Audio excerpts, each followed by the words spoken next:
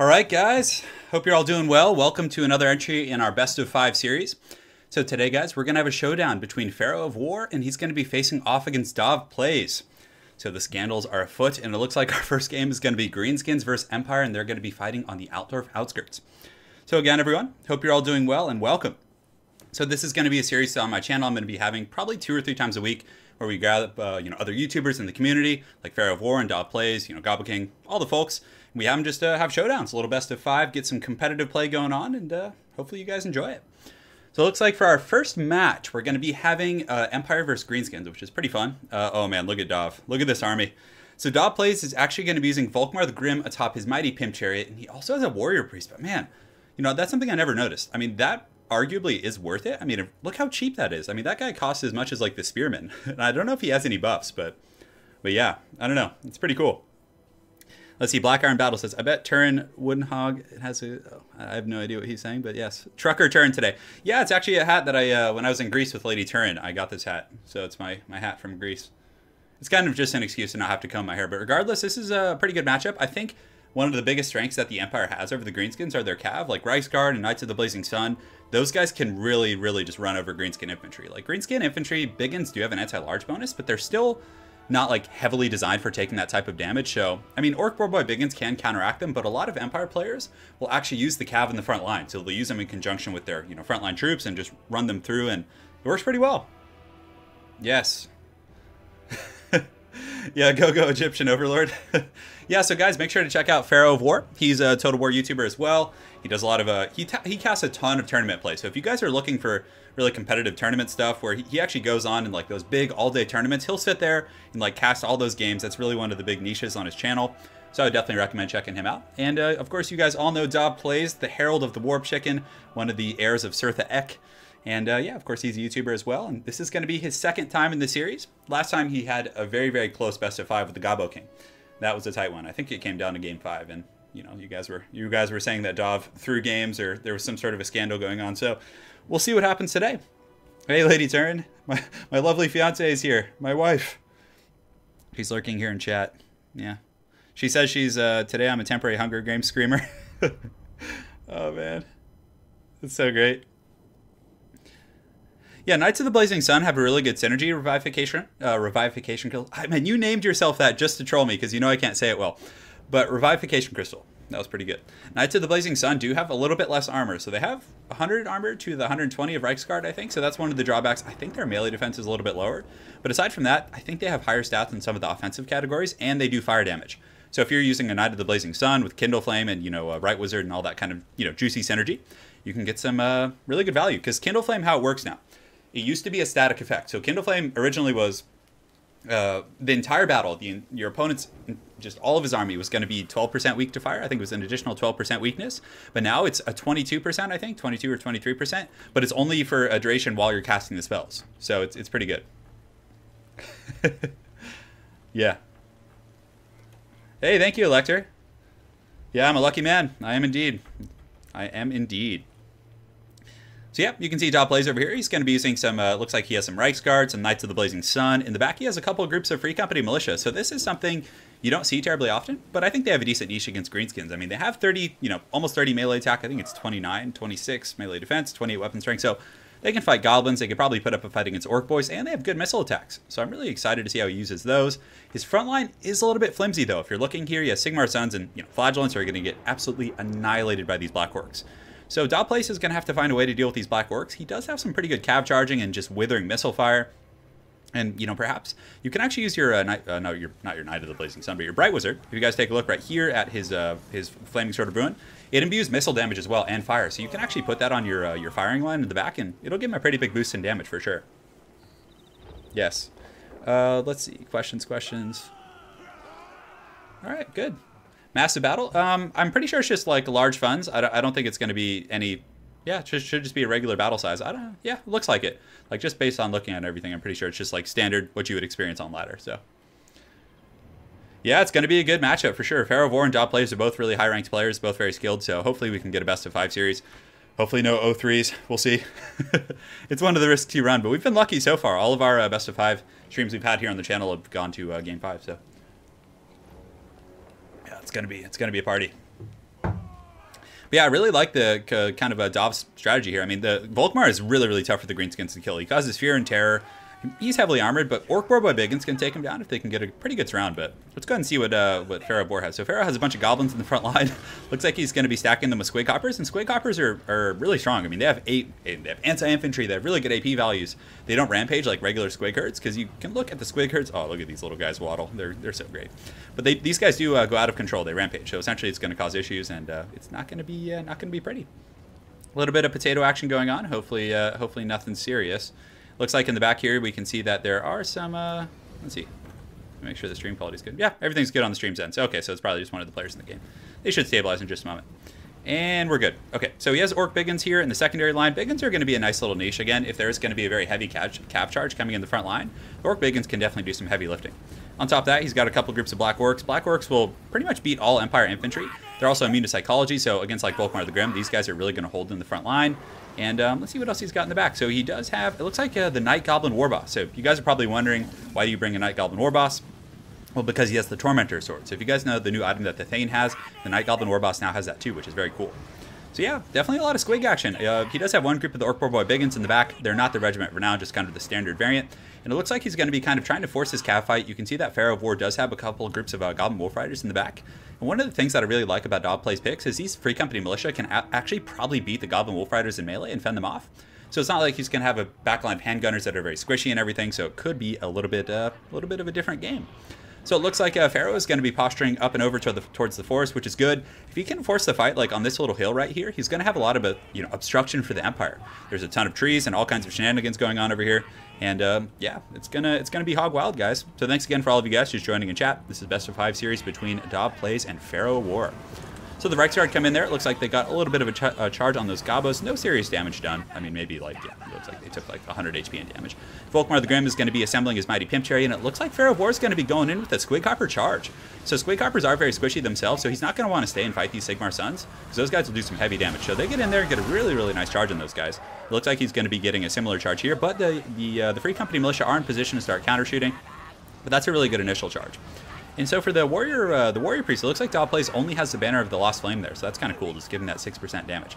The Squig Hoppers are staying a little bit long. I'm concerned that they might start to take some heavy damage from some of these infantry, but in the back, you can see that PharaohOWar gets a really, really nice charge with these Goblin Wolf Riders. And man, he's getting right up in these troops right here. So these Free Company Militia, like I said, will take a bit of a charge damage, but when they turn and fight, they're going to be able to actually beat these guys down. Look at the beatdown from those Free Company Militia in the back line, so that's very, very solid.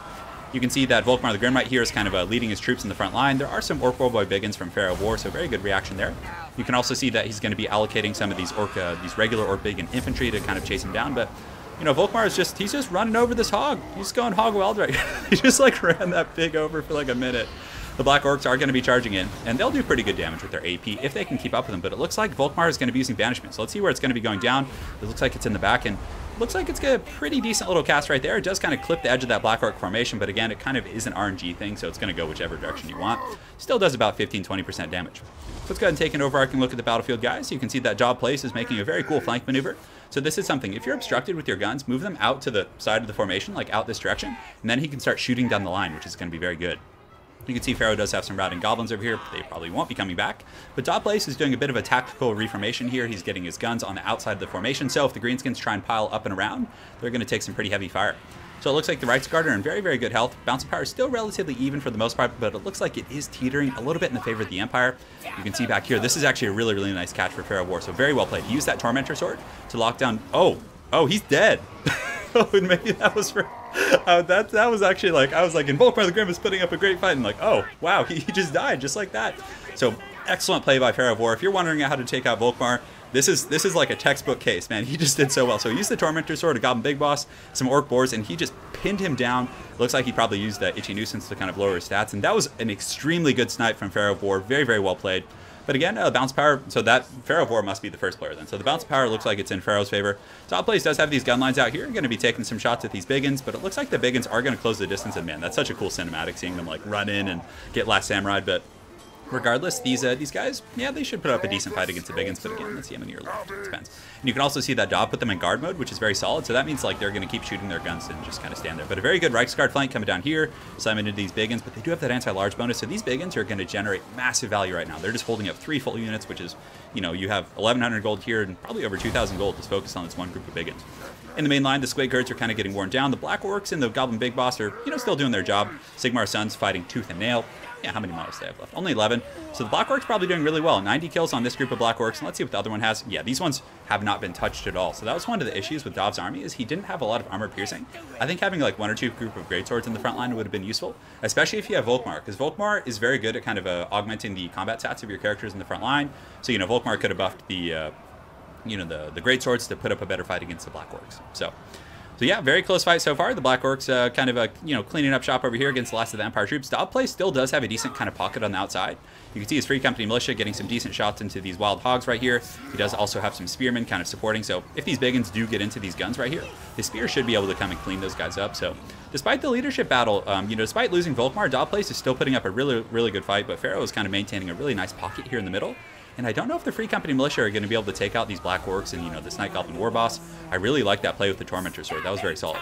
So you can see the Gobos and the boys are going to be marching out to engage the Free Company Militia and shut them down. They are going to take a bit of fire because this is a big firing line right here. So you can see the Free Company Militia are, oh, looks like, are they going into melee? Oh, they're shooting as they march in. But it looks like the Night Goblin War Boss does get in there. His Squig is probably a little bit hungry. Yeah, he's, ooh, man, he just bit that guy's head off. That is not fun. So yeah, definitely a good showcase of how effective the Night Goblin War Boss can be. This guy is I mean, the Tormentor Sword is a game-changing item, and the fact that you can have it on your Lord who's really mobile. I mean, imagine if Thanes could ride on goats, right? If a Thane could ride on a goat and have the Tormentor Sword, the Dwarves would just be like a tier 1 faction. They'd be incredibly strong. But the fact that, like, he waddles on foot is one of the weaknesses. But the Night Goblin War Boss is a Lord. I think it's, you know, I think it's a decent thing to have on him. So the Black Orcs are going to be cleaning up this group. It looks like Dav might be able to resecure this group. Dav also does still have a bit of a cab presence. So you can see these Reichsguard are going to be continuing to charge and fight, but they're starting to get very tattered. They're down to 28 models. They're surrounded by big ends. You know, they're just being collapsed on from all directions. You can see over here. So they're probably going to do a last desperate charge or maybe try and pull out. That's what she said. Looks like they're trying. Yeah, we'll see. On the far side, though, Dav has secured himself a little bit. So the Spears and the Knights of the Blazing Sun have cleaned up this pocket of goblins and some of these other troops here. And but I think it's going to be too little, too late. I think that you know, having a full health war boss here, having a goblin big boss, and all these different guys like that, it's going to be too much for him to kill. I personally think. And really, for the Empire, Volkmar is a really good choice. He can be very strong. But, you know, he just got caught, and, you know, it's kind of like, you know, in boxing. It's like, even if you have, like, you know, a very mismatched boxing match, if someone knows a little bit of boxing, they always kind of have a puncher's chance. And that's kind of like what happened with, you know, with Volkmar and everything. He got caught with that right hook and just put him down. But very well played to both players. I mean, a DahvPlays could still rally something. I really don't think so, though. I mean, he has one flagellant here. He's got some spears over here on the far side. I really like Dav's army composition as well. I thought the Reichsguard and the Free Company Militia were a really cool niche. But the lack of armor piercing was pretty present in the front line because the Black Orcs, I mean, if you look at them, at this point in the battle, they have 55 models. They're pretty much full health, and the other group is still, if I'm not mistaken, you know, they still have 46 models. So the Black Orcs were just too durable and too strong. So that's going to be game 1 in our series. Very well played to both players, to DahvPlays and PharaohOWar. Looks like PharaohOWar is indeed going to be taking the first game in the series. So guys, we're going to jump over to chat now and talk to our competitors. Let's go ahead and go over here to the mighty chat room, and here we go. Even realize, right, guys. Well played to both you guys. So Pharaoh, man, very well played. What would you say was your recipe for success? That Tormentor Sword, man. That Tormentor Sword. It just got Volkmar. Like, when we first started the game, I was like, do you have Volkmar? He was like, yeah. I was like, shit.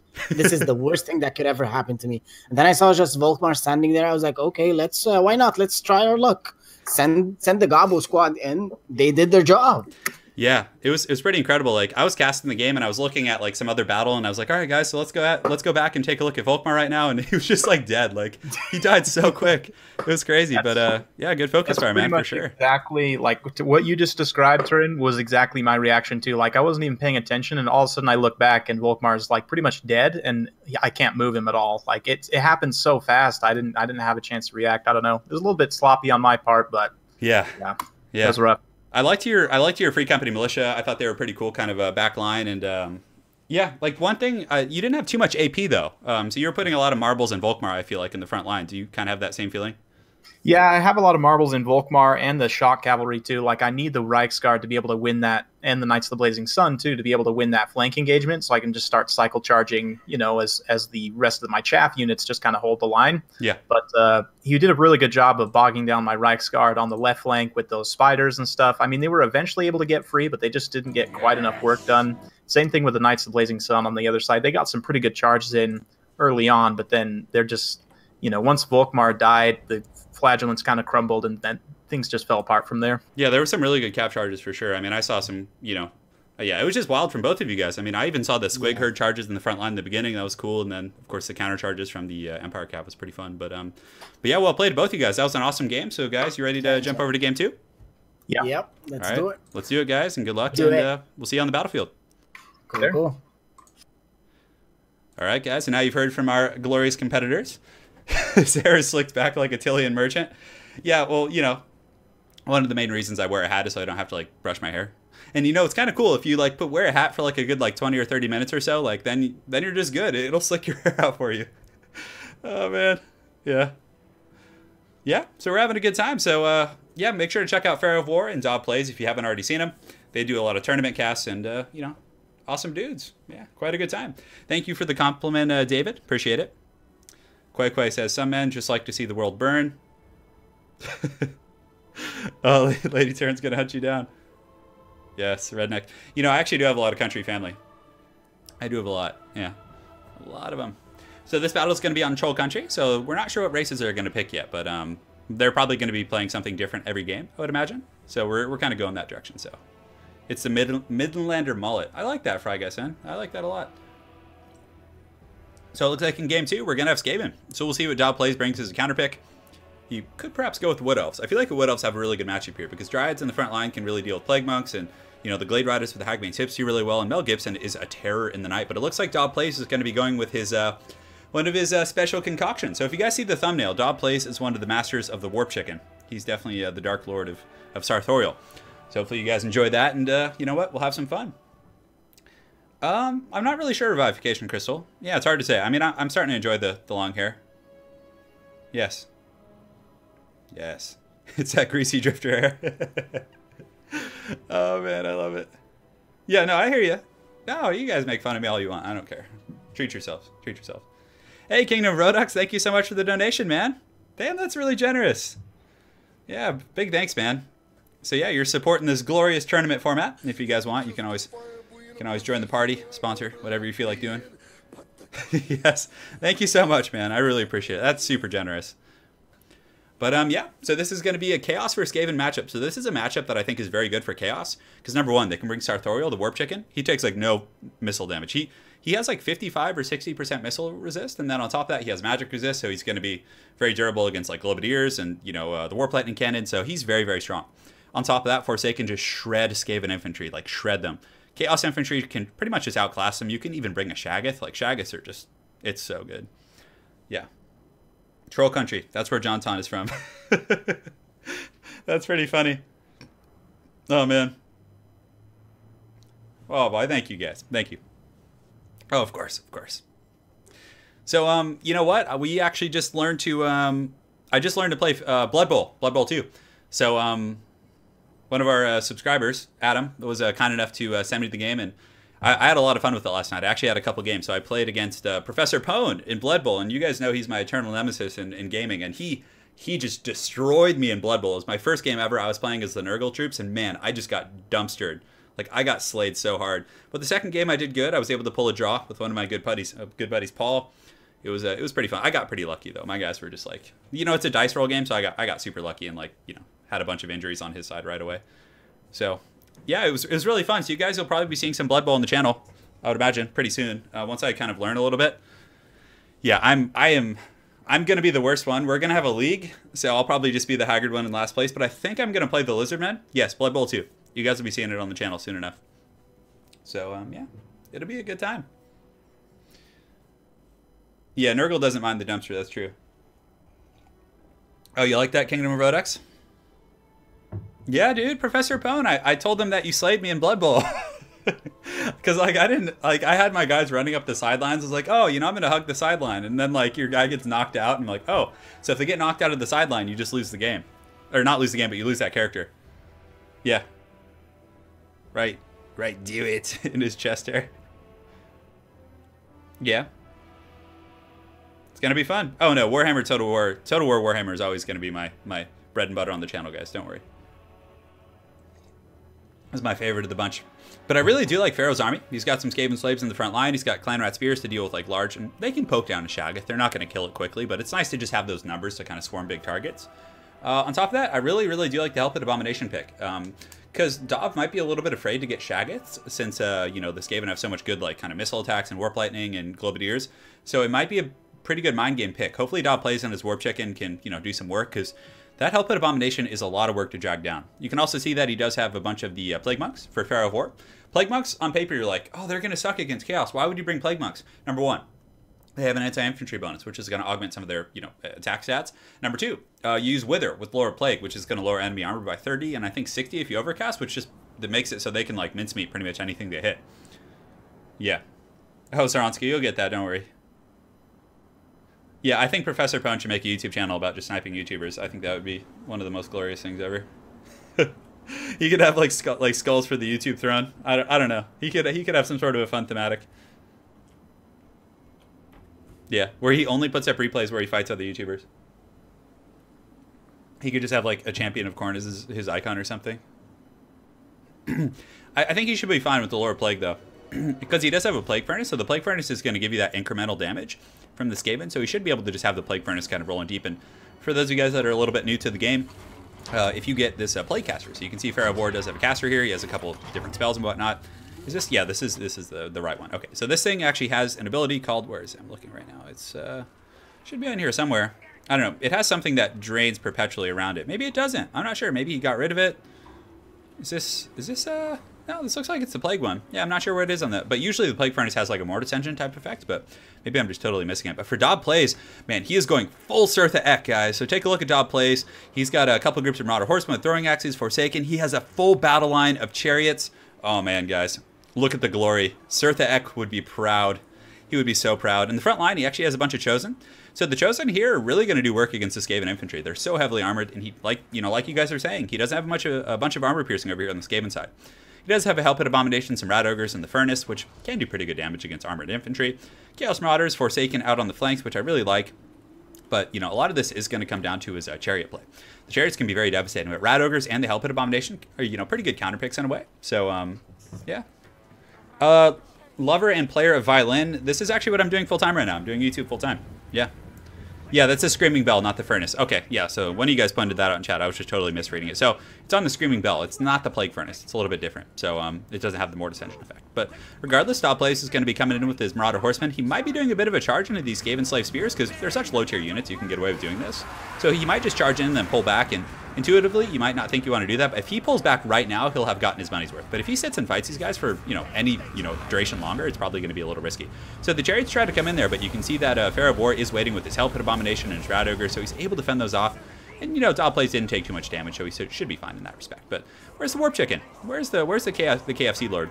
Is he charging in somewhere? So this is something that Dav needs to take care of right now. He can't have these Marauder Horsemen out there. He needs to pull them up and around the fight and have them going after these big targets. Like, just having them kind of work down Skaven Slaves is a huge waste of time. But the Chosen and the Aspiring Champions have gotten into the mix. You can see the Forsaken are just going to massacre these Clan Rats. Like, they'll probably be able to clean up this group of Clan Rats in about 10 or 15 seconds. So a very good initial engagement there. The Aspiring Champions in the front line are going to be helping out against some of these Plague Monks. And you can see the Chaos front line is doing pretty well for itself. However, right here, what do we have? We have Chaos Warriors, and they do have Wither on them. So their armor is now only 20 armor. Man, that is brutal. So these Chaos Warriors are extremely squishy. You can see the Warp Chicken coming in, some Chariot plate in the back, but honestly, the Helped Abominations and everything are just kind of countering it really, really aggressively. Warp Chicken is going to be going after this Grey Seer right here. He does have Plague of Rust, which is going to lower his armor, but yeah, he needs to get a little bit more value out of those Chariots, I think. That's too much damage to have taken. Granted, he didn't lose any models, so that's okay. Over here on the far side, you can see these Marauder Horsemen are still just fighting those Skaven Slaves, so that's also a pretty rough situation. You don't want to be wasting your time. Charging into Skaven Slave Slingers might be worth it, just shutting down that missile play.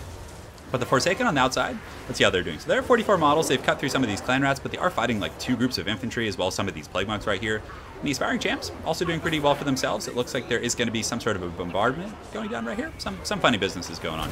Yeah, it looks like piercing bolts. I think that's from the warp chicken. So on this part of the battlefield, Chaos pretty much has the Skaven in a mass rout. So the Forsaken, you know, the warp chicken causing fear and terror. So that's really good against Skaven troops, especially low tier ones like clan rats and different things like that. Right here in the middle, Hellpit Abomination doing a very good job from PharaohOWar fending off the chariots. But the great thing, you know, that Dav has going for him right now is that these chariots still do have all their models for the most part. So 2 here, looks like there's going to be 3 on this one and 3 on this one as well. So you can still get some pretty good charges and kind of just pick off this Skaven on the flanks. Dav really needs to pull these Forsaken back. This could potentially cost him the game. These he needs his healthy group of infantry. And they're just over-chasing on a bunch of just low tier, you know, Skaven slave spears. He needs to get those back ASAP. But in this situation, the Warp Chicken, if he can kind of outmaneuver this Hellpit Abomination and these Rat Ogres and some of these other troops and get it up in this like kind of blob right here, he could easily tear out all of these Skaven troops.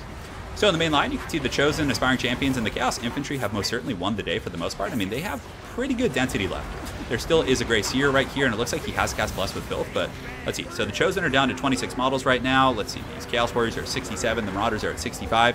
The Chariot's coming in here, 40 kills on these ones, 30 here, and it looks like DahvPlays has finally gotten his firing line online. So you can see in the back, the Marauder Horsemen are getting some really good throwing axe fire over here on this Grey Seer. So that's a really nice positioning from DahvPlays, but it looks like, are they standing on top of, they're just standing on top of these ninja rats, just not caring, just throwing their axes, just all jolly. So if DahvPlays could, you know, potentially reposition these guys, like either over here, like maybe over here, but I guess there's just Skaven everywhere. But it looks like, is Dav still over chasing with those Forsaken? It looks like he is, so he needs to get those guys back ASAP. I mean, this one group of Forsaken could clean up this entire contingent of Skaven troops, just wipe them off the floor. So he definitely needs to get those guys back. So the Warp Chicken's in pretty good shape. The bouncing power is still very even. There's a couple, you know, somewhat healthy groups of chariots, but I don't know. Dav's gonna have a lot of problem getting rid of this Hellpit Abomination. One group of infantry that probably could do pretty well against the Hellpit Abomination would be the what's it called, the Forsaken in the back line, because he still has, you know, 59 of those Forsaken. And yeah, I think that would be pretty nice if we could get those guys back. But you can see the rest of the Chaos Infantry are starting to buckle. The Warp Chicken himself is getting a little bit beat up here, so yeah, he needs to get those Forsaken back. Like, that's a lot of power. That's a lot of stopping power to clean up all these guys. But aside from that, Chaos still does have some infantry. You can see right here, he does have the Aspiring Champs. He has some Chosen right here who are in okay shape. And let's see. So for PharaohOWar, he does have his Grey Seer, who's at about 80% health, a lot healthier than the Warp Chicken. Obviously, neither of them can heal, but it's still very strong. Chariots are kind of just getting taken out right now. I mean, they've got a fair amount of kills, but not as many kills as you need. I mean, this Chariot only has 35 kills against the Skaven, who's a faction that's very, like, dense, and you should be getting, like, 100 to 150 kills apiece on those things. Looks like there are some Chaos troops rallying on the far side, some Marauders, and it looks like the Forsaken are now coming back, which could potentially turn the tide of the battle. But honestly, I don't think that Dav has the stopping power to kill this Hellpit Abomination. I just don't. And in this matchup, yeah, you're going to need some serious meat and potatoes. It might have even been worth it to bring a single Shaggoth. Shaggoths just cause fear and terror. They can deal with large threats very easily. They can snipe Skaven Lords. I still think that Kolek is a very good pick as well, despite kind of the drawbacks of being focus fired in this matchup. So you can see that this Hellpit Abomination and the Grey Seer are going to be going after Sartorial right here. So Sartorial's got he's got those KFC moves. He's going to be trying his best to move, but it's going to be a little bit tricky for him to survive here. So let's take an overarching look at the battle. The bounce power is pretty heavily favored right now, I think, for PharaohOWar, because his Lord's full health. He has a Hellpit Abomination. He still has an Assassin who's, yeah, also full health. And the Assassin, you know, himself has 2,300 HP. There are some Chaos Infantry kind of out and about trying to, you know, catch some of these Skaven on the periphery. Some nice Chariot play from DahvPlays over here. He's able to run down some of these Plague Monks and, you know, hopefully clean up the flanks. I mean, this is kind of the first path in coming back for DahvPlays. He probably just wants to run around the map, you know, try and regroup, use his Chariots to clean up the Skaven scraps, and then hope that, you know, the Warp Chicken on top of some Forsaken could potentially take out these high-value targets, but I don't think so. Like, that Hellpit Abomination's pretty quick. I mean, it has 58 speed, and Warp Chicken isn't going to be able to get away from it. I mean, Warp Chicken does have 2 more speed, but still, that's just perpetual, you know, chase right there. Warp Chicken is just going to be sent back to KFC for, you know, some chicken wings, and it's going to be turned into chicken wings right now, it looks like. Oh, yes. Yeah. This is going to be wild. This is going to be a wild one. So the Warp Chicken looks like he's going to be meeting his end. He does have trophy heads, only 600 HP. There are a bunch of Chariots coming in to kind of help out, but the Chariots were relatively ineffective in this game. Honestly, they just got taken out by you know, the Rat Ogres and the Hellpit Abomination. PharaohOWar was really on top of those guys, like just, you know, countering the Chariot play, just masterclass for sure. So yeah, I'm pretty sure that's going to be game over. There are some Forsaken, I think, lurking on the far side of the battlefield. They chased off some Skaven, but I think that's going to be it. Warp Chicken, 200 HP. He's going to be sent back to KFC right now for it to be made into a bucket. And I think that's going to be it. So that's going to be game 2. So PharaohOWar is going to be up 2-0 in our series, guys.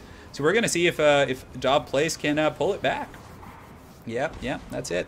Imric, to answer your question, so assuming that Pharaoh wins this game, and it looks like he is going to, Pharaoh's going to be up 2-0 in the series. How's it going, Imric? Welcome, man. Welcome. All right, that's it. Well played to both players. So, guys, we're going to jump over to the chat and talk to our competitors. All right, so let me go ahead and do this. We have to wait for it to load. Just 1 second. All right, guys, well played in that game right there. So, Pharaoh, what were your recipes for success? I throw him off from the start. Like when I said I was go Skaven, I was sure he was gonna go Chaos and get Big Bird, and then I was like, okay, I'm not getting any ranged at all. Yeah. I just got these gutter runners for the slow effect. So whenever he gets in the center, he just gets slowed immediately, and my goon squad will just jump on him. Yeah, your build was really solid, and that help at Abomination plus the Rat Ogres, you were able to just counter the Chariot play so hard, and you know his army was so heavily invested in Chariots, and you really used your mass really well to kind of counter those guys. It was really solid, man. Well played. Oh, thanks, man. Thanks. Whew. So, Dav, man, tell me what's going on, man. How did the Warp Chicken fare? Warp Chicken had a pretty rough day, all things considered. I don't know. Like, honestly, I'd have to sit down for a while and workshop how to beat this build, because like I was able to kill 90% of his infantry. Yeah. It was just the Rat Ogres, the Hell Pit, and that Gracier that I couldn't kill in the end. So. Right. Yeah. It was tough. I mean, yeah. Again, you killed most of his infantry. You know, the Plague Monks and the Skaven Slaves and the Clan Rats and all that. But taking out his leadership was really tough. I think. I don't know. Maybe it's just a bit of tinfoil hiding, but perhaps like a Kolek pick or even just a Shaggoth with the Warp Chicken. You know, Fear and Terror is going to be good, and of course a Shaggoth can just bully the hell out of a Gracier. Something like that. I don't know. It's risky though, because Skaven do have that really good anti-large, so there's some give and take there. Yeah, it's tough. Like I said, I would definitely need to sit down and probably for a couple hours just practice this build to try and come up with something that could beat it. Absolutely. Well played to both you guys. We're going to jump over to game 3, so good luck to you both. All right, man. See you later. All right, see you on the battlefield. All right, guys, and now we are back, and we are going to go to game 3 in our series. So Pharaoh's currently up 2-0. So he could potentially sweep this series. It might be a little bit of a short stream, but guys, it's exciting and intense. So let me go here to the score and make sure to update this for you guys. There we go, 2, and boom. Great. So in game 3, it looks like PharaohOWar is going to be playing the Empire, and we're going to see what DahvPlays is going to be switching to right now. Yeah, the green screen's a work in progress. It's, I struggle with it. I was actually wearing like a blackish green shirt, like when I started earlier. And like I was disappearing, so I had to like switch to one of the few white t-shirts I still own. So it was kind of rough. Hell Pit Abominations are a good niche pick. I mean, like PharaohOWar just showed you, like Hell Pit Abominations can be a really strong pick. Like, you know, the Warp Chicken is strong against the Skaven because again, he's not going to take any missile play. But if you're playing against a Chaos player, throw in a Hell Pit Abomination. They don't have any ranged. They can't really punish it except with Shaggoths. And even then, it can still put up a pretty good fight. So I think that was really, really solid. I mean, PharaohOWar played an outstanding game. That was like masterclass. Yes. So, yeah, Dav is probably still picking his race. I don't think he's going to be playing Chaos again. Yes. Yes. Black Iron Battles is correct. Let me see if there's any chat I missed here.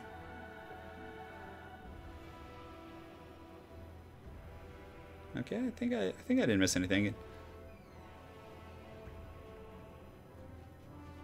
All right, one sec, guys. Hey, Adam V, thank you for the donation. Really appreciate it. I missed that earlier during the game. My apologies. I was very caught up in casting. But Adam V says, best of 5 auto-gen would be interesting to see. I think that could be a fun format. I think that could be pretty cool, guys. So perhaps we'll do that. I do have a bro tank somewhere in here, yes, to answer your question. I could do it, but, you know, I don't want to show too much skin. Yeah. Ready to see the Empire, man? Yeah, so Pharaoh's going to be playing the Empire, so I'm expecting some nets. It looks like, you know, Dav's probably, you know, thinking hard on who he wants to play, but Dark Elves, I think, do have a very good matchup against the Empire. Like, going wide as the Dark Elves is very tough for Empire to handle, in my opinion. And it looks like he's going to be going with Dark Elves, so very, very good stuff. So as you guys can see, PharaohOWar is definitely very keen on the, you know, the metagame. So hopefully Dav can kind of play some mind games here and, you know, get back in this third game. Turin, your hair grows faster than Goku going Super Saiyan. Turin, how do you feel about double Cygor Beastman build? I think it's fine. I mean, it's rough. It's rough. It kind of encourages a style of play, which is very stressful to play against, but it's part of the game. I mean, yeah, it's part of the game. You know, people get double Shaggoth, people get double Dragon. You know, it is what it is. I think Cygors could get a minor nerf to their accuracy because, so if their base accuracy right now is like, you know, 100, I think you could bring it down to like 75 on that value scale or 80 just to make it a little bit more fair, perhaps. I don't know. Oh man, I do Black Iron Battles. I freaking love Joe Dirt. When I was a kid, that was one of my favorite movies. Oh man, it was so good. It was so good. Yeah, it was good. Simpler times. If he picks a Witch Hunter, Dav should just give up. So it looks like Dav is a very big fan of cav, like heavy cav. So you can see that he does. Oh no, this is actually Pharaoh. Okay, so I was looking at the right one. But Dav is a huge fan of heavy cav regardless. But Pharaoh, going very heavy into the cav realm. So he has a Grey Wizard, so Lord of Shadows. Pendulum, pretty good. We could see Enfeebling Foe, Melkot's Mystifying Miasma. There's all kind of shenanigans that could be going on. Great Swords in the front line, it looks like, for Pharaoh. Also a very good pick. They will lose to Harganeth Executioners, but again, they are cheaper. And if you are using Lord of Shadows like a Pendulum and things like that, it can be very good. But yeah, I'm interested to see how Dav is going to handle all this aggression from all these calves. So hopefully Dav doesn't go too wide on missiles, because if Dav gets like 4 Dark Shards or, you know, any sort of like heavy missile line, his missiles are going to get dumpstered by that like density of cav. But that looks like it's going to be it for Pharaoh. So no ranged units, which I kind of like, because again, Dav is probably going to bring like 1 or 2 Dark Riders to pressure the back line. So you're basically just making those units a waste of money. They'll have literally no purpose on the battlefield. Yes. How do you beat Double Cygor's Empire?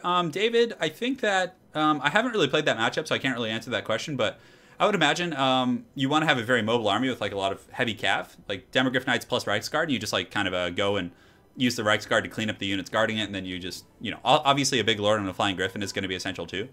Yeah.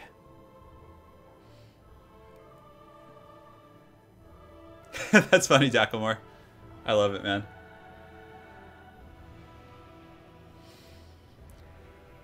Yeah, we'll see. 2 Witch Hunters, some Spears and Halberds. I don't know about Witch Hunters. I tried to make them work, but they always get obstructed, and they're so easy to snipe. Like, Witch Hunters are so easy to snipe down. It's always been an issue for me. Yeah. My apologies for the dubstep music coming from my neighbors. I don't know if you guys can hear that. Hopefully not. But yeah, I think this is a matchup that does favor the Dark Elves. It's very hard for the Empire because the Dark Elves just have such good infantry. Like, they're much more cost-effective than the Great Swords. Harganeth are really good. You might see one group of the Blackguard and Ogron here. I think it would be good for Dav just to bring one in case like he's experiencing like heavy cap play like this. Because honestly, one group of Blackguard could, you know, if he doesn't have it, he could basically, you know, potentially lose the entire game to cap. But if he has one, it can just make such an impact against an army composition that's going to be running 4 cav. Like, hands down. Yes. Yeah, let's see those Steven Seagal emotes. There we also have a Skarsnik one. Yes. Yeah, it's going to be... I really do like this composition from Pharaoh. We were actually doing some scrimming the other day. We were just kind of testing out competitive builds and everything. And one of the most effective builds we found against the Dark Elves was like very cav-heavy Empire. So you just have very elite infantry. You know, Great Sword, Sigmar Sons, a couple like, you know, spears to kind of pocket things up. Then you get 2 Reiksguard, 2 Demogryph Knights, and you just like can swarm that back line and really overwhelm them. I mean, the Demogryph Knights will beat the Coldland Spear Riders, especially with Lord of Shadows. You can use like Melkot's, Mystifying Miasma, and of course he does have Boris up in the air. But Boris, again, will lose to Malekith. And if DahvPlays ends up bringing Malekith up in the air, he's going to get massive reward. I mean, because, again, he could beat Boris pretty easily, especially with Soul Stealer. Water Coca-Cola, I don't think that you should bring Steam Tanks. They're really bad. They're really bad. They only have 10 melee defense, and they just, like, yeah, they get killed by everything. Yeah, it's really rough. Yes, Revivification Crystal, let the hate flow. Yes, let it flow. So thank you guys all for joining on this best of 5 showdown between DahvPlays and PharaohOWar. We are indeed in game 3 here. Yeah, and PharaohOWar could potentially sweep the series, so that would be a first time. And it'll be a really short stream, so my apologies for that, but hopefully you don't mind. Hey, Steven, thank you for the donation, man. How do you... Oh, you can actually put an emote in the donation. Star Wars vlog money? You want me to start a Star Wars vlog? How would I do that? You just, like, talk about Star Wars? I could talk about, like, my favorite memes. Yeah, Steam Tanks are not very good. Don't use them. That's my best advice to you. I mean, maybe against Greenskins they're okay, because they terror out and, you know, the artillery is going to be good against Black-Orcs. Yeah, if you really want to use them. Yes. Yeah, AoE is good. Are you talking about Age of Empires, or are you talking about AoE damage? Yeah, Pharaoh might be able to sweep the whole series, guys. We'll see. So let's go ahead and take a look at Dav's army. So he does have some Dark Riders, a very, very wide infantry corps. So I think Dav is going in the right direction. And Dav, of course, you know, wouldn't be DahvPlays without chariots. So he does have a couple of Cold One chariots. But the difference is, with Cold One chariots, dude, I'll dress up as the Emperor for sure. Yeah, that's right. I'll be in Poland, Anna and we'll probably go see it together. The Cold One Chariots have really good armor-piercing missile attack. So what's funny is, like, even if they're getting attacked by cav, they have those crossbows in the back that can, like, pick off Reichsguard. They're very, very strong. So far, Dov's army's looking pretty good. The Blackheart Corsairs will struggle a little bit against Greatswords, but they'll beat all the other infantry, like the Spearmen and the Sigmar Sons, they'll do well against. He does have a group of Harganeth Executioners for heavy hitting, a couple of groups of Dark Shards. So he really needs to just protect that back line. Just play a very tight pocket, use the Witch Elves to kind of taunt. And who is his Lord? Where's his Lord at? Does he have... And good. So Dov actually has Malekith up in the air. So this is best case scenario. I mean, he has Gaze of Malice, he has Soul Stealer, and you know, the Empire over here, which very typical Empire, is going to bring handgunners and things like that and have AP answers, but they don't. He went with a very aggressive cav strategy, which could potentially pay off here. I'm not sure. I mean, I have no predictions. They both have pretty good armies, like, honestly. And those chariots can be really good. I mean, they have, I think they have AP infantry, like really good armor piercing on their melee values. So against like great swords, if he can get in there and just go balls deep, man, this could be good. Yeah. Yes. I'm disappearing. Oh no, the green screen. Lord Snoke is not going to be as big as he's in the projection. I'm pretty sure he's just like, you know, has that camera angle going on. So Malekith looks like he's going to be flying over to meet Boris head to head, and I mean that's a pretty easy battle for Malekith. So I mean, if he can just like force this fight, granted, you have to. The Grey Wizard does have the enfeebling foe, I think. So let's actually look. Yeah, he does. So that could lower the melee attack and melee defense of this this Lord right here. So that could turn the tide of the battle. So DahvPlays needs to be very aware of that, because again, his caster is Malekith. The one advantage he does have is he has Soul Stealer. It looks like he's going to be getting a breath attack right here, which is a little bit risky. Oh, and it looks like Pharaoh has the moves like Jagger. Oh, look at that. Impeccable micro from PharaohOWar. He's able to actually dodge that. So DahvPlays needs to get that charge right now, and it looks like he's not going to get it. He might take some damage here, but no, it looks like he does actually miss. The Dark Shard Fire is going to be coming in there and kind of peppering Boris a little bit. It'll probably force him off, but well played by both players there. They were able to kind of maneuver, and man, Pharaoh had the moves like Jagger. Did you guys see that? Let's see if Dav paid. We'll find out right now if Dav paid. Yeah. So the Cold One Chariots in the back are kind of and again, those armor-piercing missiles are really good. I mean, they've done a little bit of damage. Just one volley was able to kind of poke these Demogryph Knights down. That Dark Shard Fire in the front line, a really good Gaze of Malice from DahvPlays is able to kind of cleave those Sigmar Sons. On the far side of the battle, these chariots are going to be isolated by the Royal Altar of Gryphite, so that's pretty much a guaranteed kill. You can see that PharaohOWar is going to be using the Melkoth's Mystifying Miasma to slow him down, but DahvPlays is really aggressively pathing. And how are they getting away from those guys? Man, that is awesome play, and look how much damage their crossbows are doing against these Royal Altar of Gryphites. That's insane. On that same note, the infantry are going to be marching up and through, and this battle is already looking pretty good for Dav. I mean, and again, it really is going to depend on how effective Pharaoh can be with these cav. He could decide to take the Reichsguard, slam them up the middle, use the Demogryph Knights to pressure the flanks, but Dav has a nice little box here. He has Dread Spears, you know, the Corsairs in the front line. It looks like he is going to miss his charge bonus here, but Spearmen, I mean, obviously have horrible charge bonuses as is. This is going to be a pretty good fight here in the front. The Blackheart Corsairs will massacre these guys in no time, but this is going to be it. This is going to be the big deciding battle, I think, right here, and this is very risky. But man, how are these Royal Altar of Gryphites taking so much damage? That is insane. It looks like the Dread Spears right here are also going to be saturating these troops. You can see some Dark Shard Fire going on. In the front line, it looks like for Dav is going to be pushing back these Empire Spearmen. The Greatswords are probably going to win their fights pretty handily here. Yeah, it looks like the Blackheart Corsairs are taking a beating. And on the far side, Pharaoh is getting into the chicken coop a little bit. The Reichsguard are kind of getting on these chariots. The Demogryph Knights are getting very, you know, up and around. And if they're able to collapse on these Dark Shards, that could perhaps turn the tide of the fight. But this side is heavily favoring Dav, and I'm a little bit concerned for Pharaoh because that Soul Stealer, he's probably going to be able to finish off this caster right here. So the Grey Wizard potentially just gets sniped by Malekith. But I don't know, there's still a lot of cav here. A very, very good Soul Stealer going down. There's some Dread Spears. There's the Chariot with the armor-piercing missiles. So yeah, maybe I would grab Malekith right now and just kill this Grey Wizard. I mean, you could probably take him out in like 5 or 6 seconds, but it looks like, oh man, Boris Todbringer just got messed up by those Dark Shards. So very, very well played there with that Focus Fire. You can see that Malekith is going to be coming after him. Oh yes, he comes, the Black Dragon, the BBD. Yeah, he's probably going to be able to chase Boris. It looks like a breath attack going down. So Boris has 800 HP. He gets hit for about 200 or 300 damage. But again, he does regenerate, so it might be worth chasing him off the battlefield. Maybe not. Like, it might, yeah, I think now might be a good time to just go snipe out this caster. You can see that the Murderous Prowess is going to get procced for DahvPlays, his Spearmen.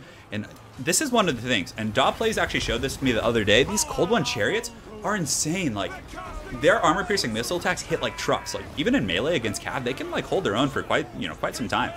Malekith is going to be landing in the pocket to intercept these Demogryph Knights. A bit of a risky gambit, though. The Demogryph Knights, if I were Pharaoh, I would probably just turn and fight Malekith right there. But it looks like the Dark Elves have won the infantry fight for the most part. The Great Swords are kind of, you know, a little bit surrounded. Like, all their supporting units, like their spears and other goodies, have pretty much been, you know, taken offline. So let's go ahead and take an overarching look. It looks like we do have about 300 troops to 541 for DahvPlays. So PharaohOWar's army is starting to get a little bit thin. The repeater crossbows on these chariots, still just shooting at these cav. The Reichsguard and Demogryph Knights and all those expensive troops are starting to get really tattered. And the Dreadspears might even be able to just kill this evil Gandalf on their own, which is going to be very, pretty rough there. Malekith on the far side is going to be fighting against the Demogryph Knights, who have been caught by the Witch Elves, so very, very well played by Dav right there, grabbing those guys, sending them out of control, and it's basically just kind of bringing them into the meat grinder. So Demogryph Knights are going to be pretty much a hard counter to large monsters, especially armored targets. But if you have like all these fodder units kind of fighting, Demis are terrible at getting through fodder, like terrible. So the Witch Elves should be able to cut them down. They're not going to be able to retreat, and these are very expensive Royal Altar of Griffites. And it looks like a second group of these guys have been caught. Malekith is taking a bit of damage, but the Pounce of Power is so heavily in the favor of Dav. You can see Boris Todbringer has come back, but the Empire Infantry are starting to rout. There's a full health group, essentially of Harganeth Executioners, that does have 62 models left. They should be able to clean up all of these Great Swords on their own, and I think that's just going to be the game. I honestly think he's going to get hit with army losses. You can see that Boris Todbringer does get hit with the taunt from the Witch Elves there, and yeah, just really, really good backline control from Dav. He was able to kind of secure his backline and really just kind of deal with that cav very efficiently. I think part of it was the terrain, because he had all these like forests and trees, so he was able to hide things in there and really surprise PharaohOWar, because cav do struggle in the forest, as you guys know. So yeah, very well played, and looks like we got a series on our hand, guys. Yeah, those chariots are insanely powerful. They are very, very good for sure. Turin turning into a green skin on the green screen. Oh, Lady Turin with the Dav did pay. All right, so let me go ahead and jump over here to chat, and we can talk to our competitors. You literally took guys. the charge. Well played to both of you guys. So Dav, man, how you feeling after that glorious victory? Man, those lizard limos, their missile attack does so much armor piercing damage, and they do armor piercing damage. And honestly, like on that one side, those guys just got charged in the face by a unit of Demogryph Knights and kind of held their own there for a minute. So those guys were MVPs. Yeah. That was one of the first things I noticed in the game. Is like I was like, oh no, Pharaoh's gonna instantly kill these chariots with these Demogryph Knights, and he had the Melkoth Mystifying Miasma to slow them by 25%. Then all of a sudden they pull away, they take them down like the Demis like 15% of their health. It was just so good. But on top of that, your infantry really held. You were able to secure your backline with Witch Elves and use your spears very efficiently. And Malekith, it was very good you brought him on the dragon, because he went with a very heavy cav army, so he didn't have any guns. So yep, it's definitely nice. But yeah, Pharaoh, how you feeling, man? Those goddamn chariots, man. Oh, yeah. Like when I cast the Melkoth, I was like sending the Demogryph in. I was like, okay, I'll forget about that chariot and look at it like a couple of minutes later. And I'm looking, I'm like, what is happening to my Demis? Why are they losing? Get out, get out! And then I find like some damn spears on top of them, and I'm like, okay, that's it. Yeah, that's not gonna work anymore. Yeah, it was tough. And then the Witch Elves at the end of the game, because you had like the Royal Altar of Griffites, a couple of groups, and they got caught by the Witch Elves too, which was pretty tough. And they were in his back line, which is a good thing. But yeah, he was able to kind of fend those guys off for sure.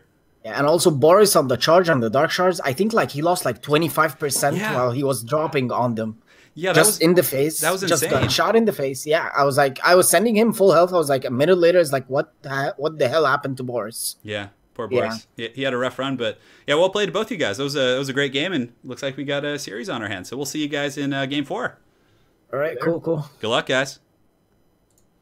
All right, guys. So now we're going to update the scoreboard real quick. We can turn it on here, and I need to make sure that's correct.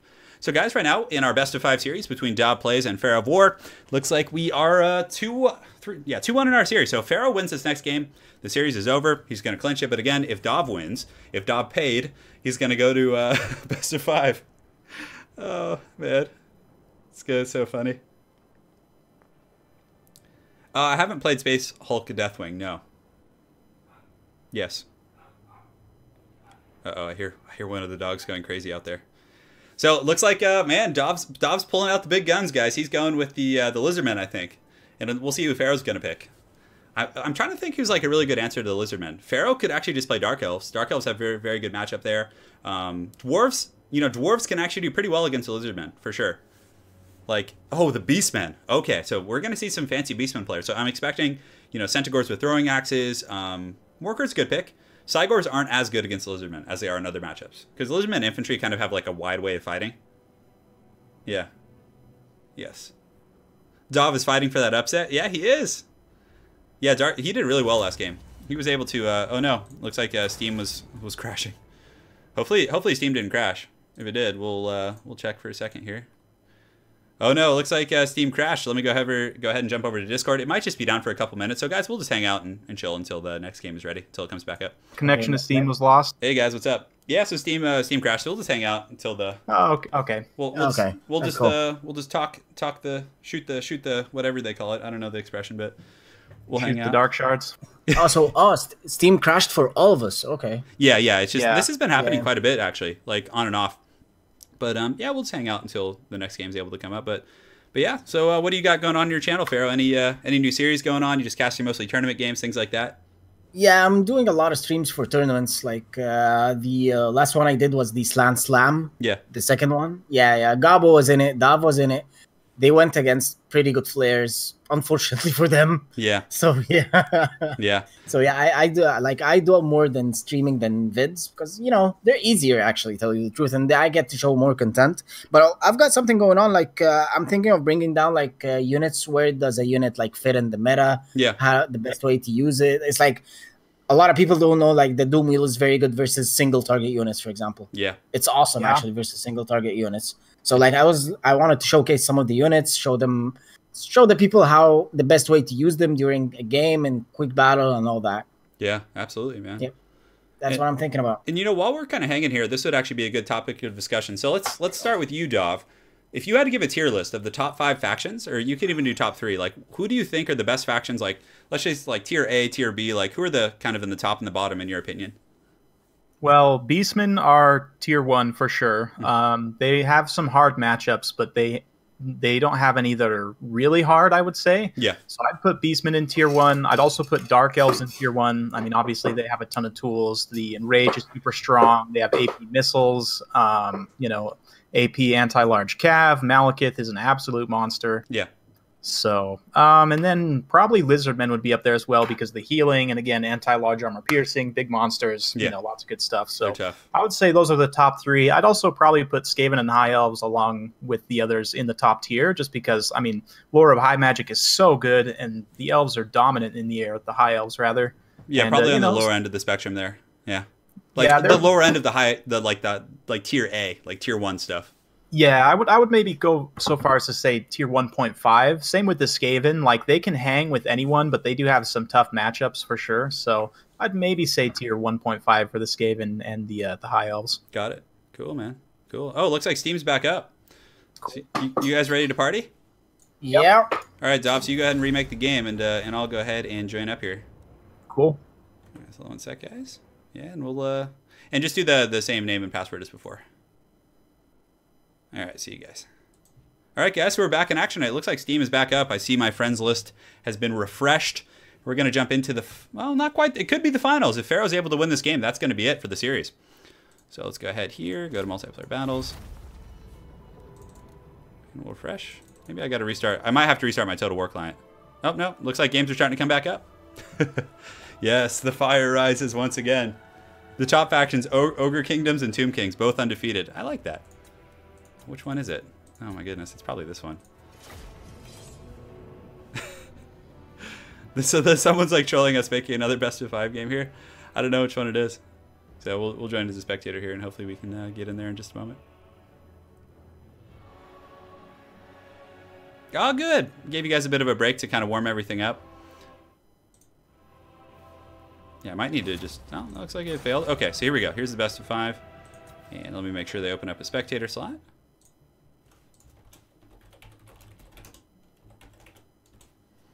All right, great. They're going to open that up for us here in a moment.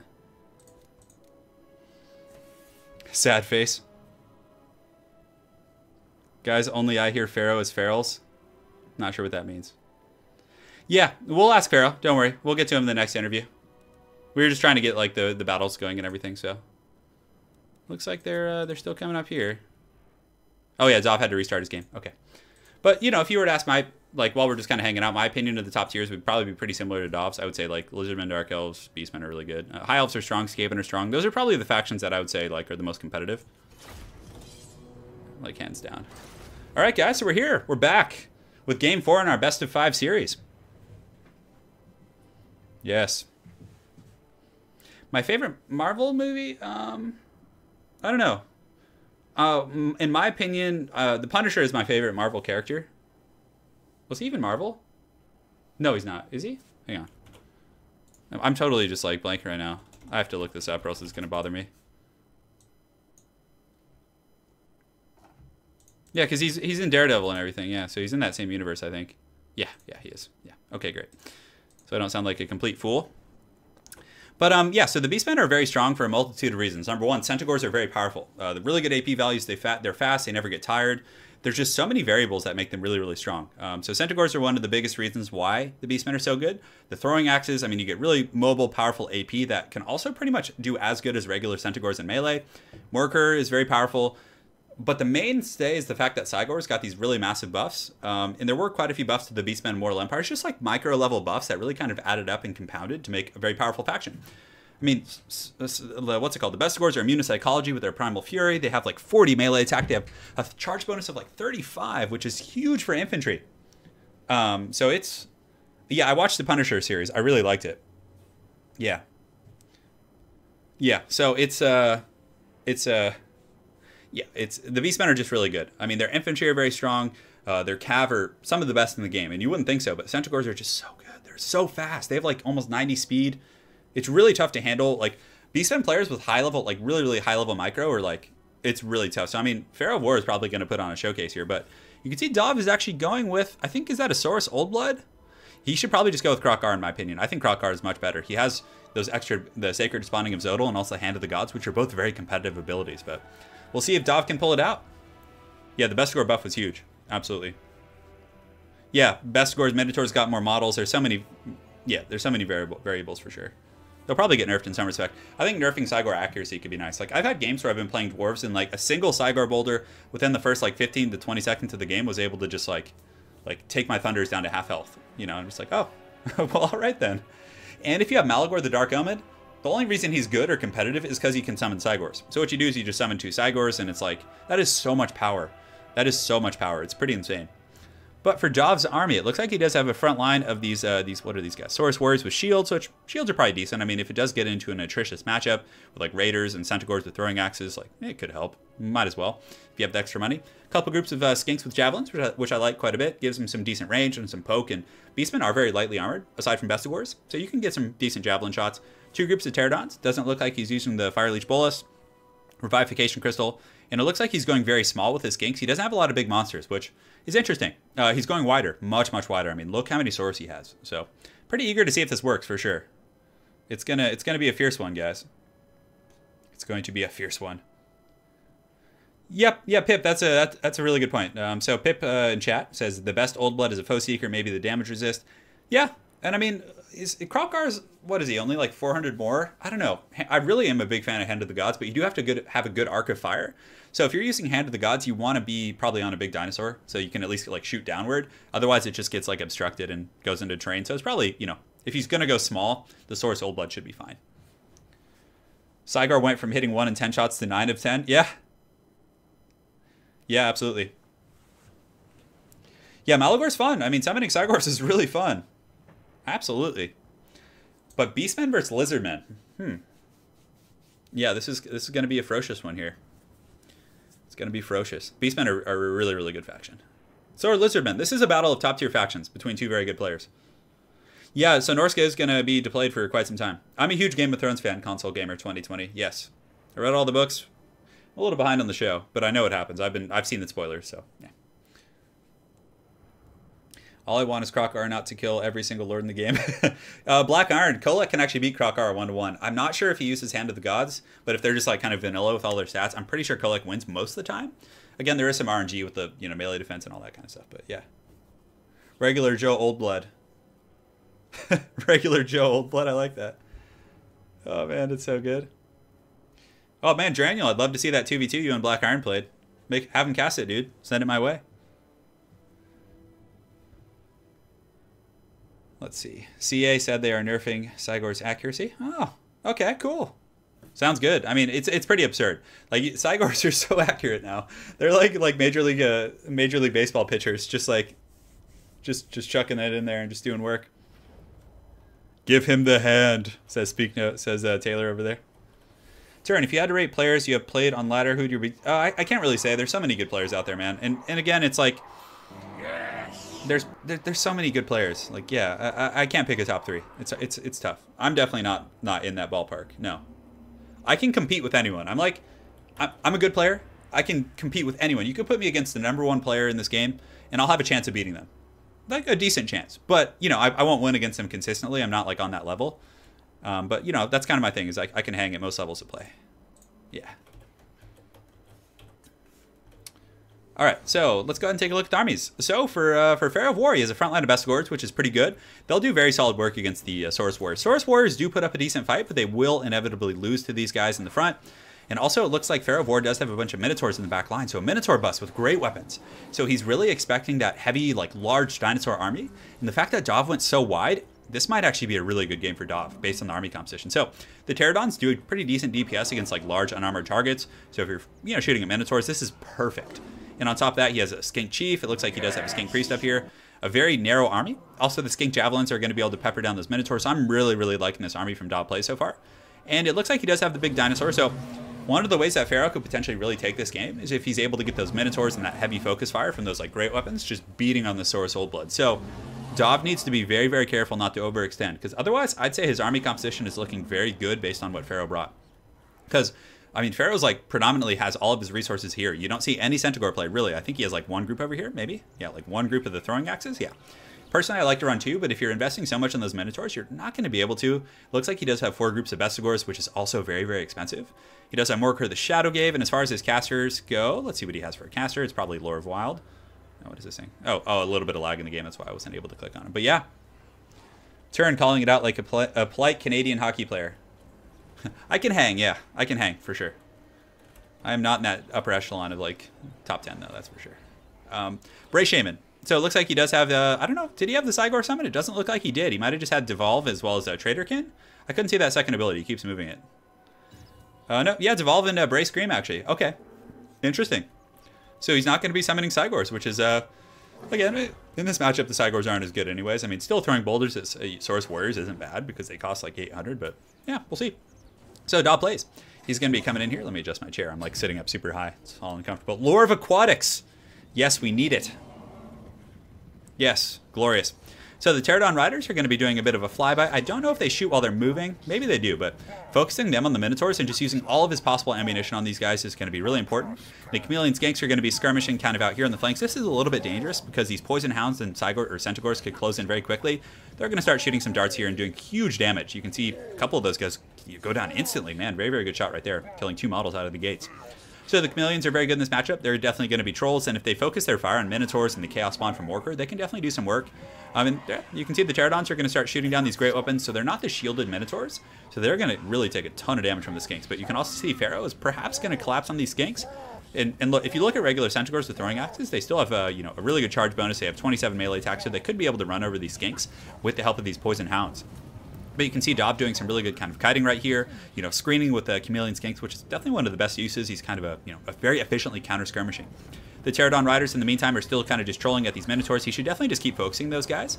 It's going to be hard to kill him, for sure. I mean, there is a lot of Minotaurs, but Pharaoh also needs to make sure he doesn't overextend. He wants these guys to engage on top of the Bestigors, and you can see that Pharaoh, being a very skilled and, experienced player, is going to pull back those Minotaurs and engage them after the Bestigors go in. That is a very important thing in this game.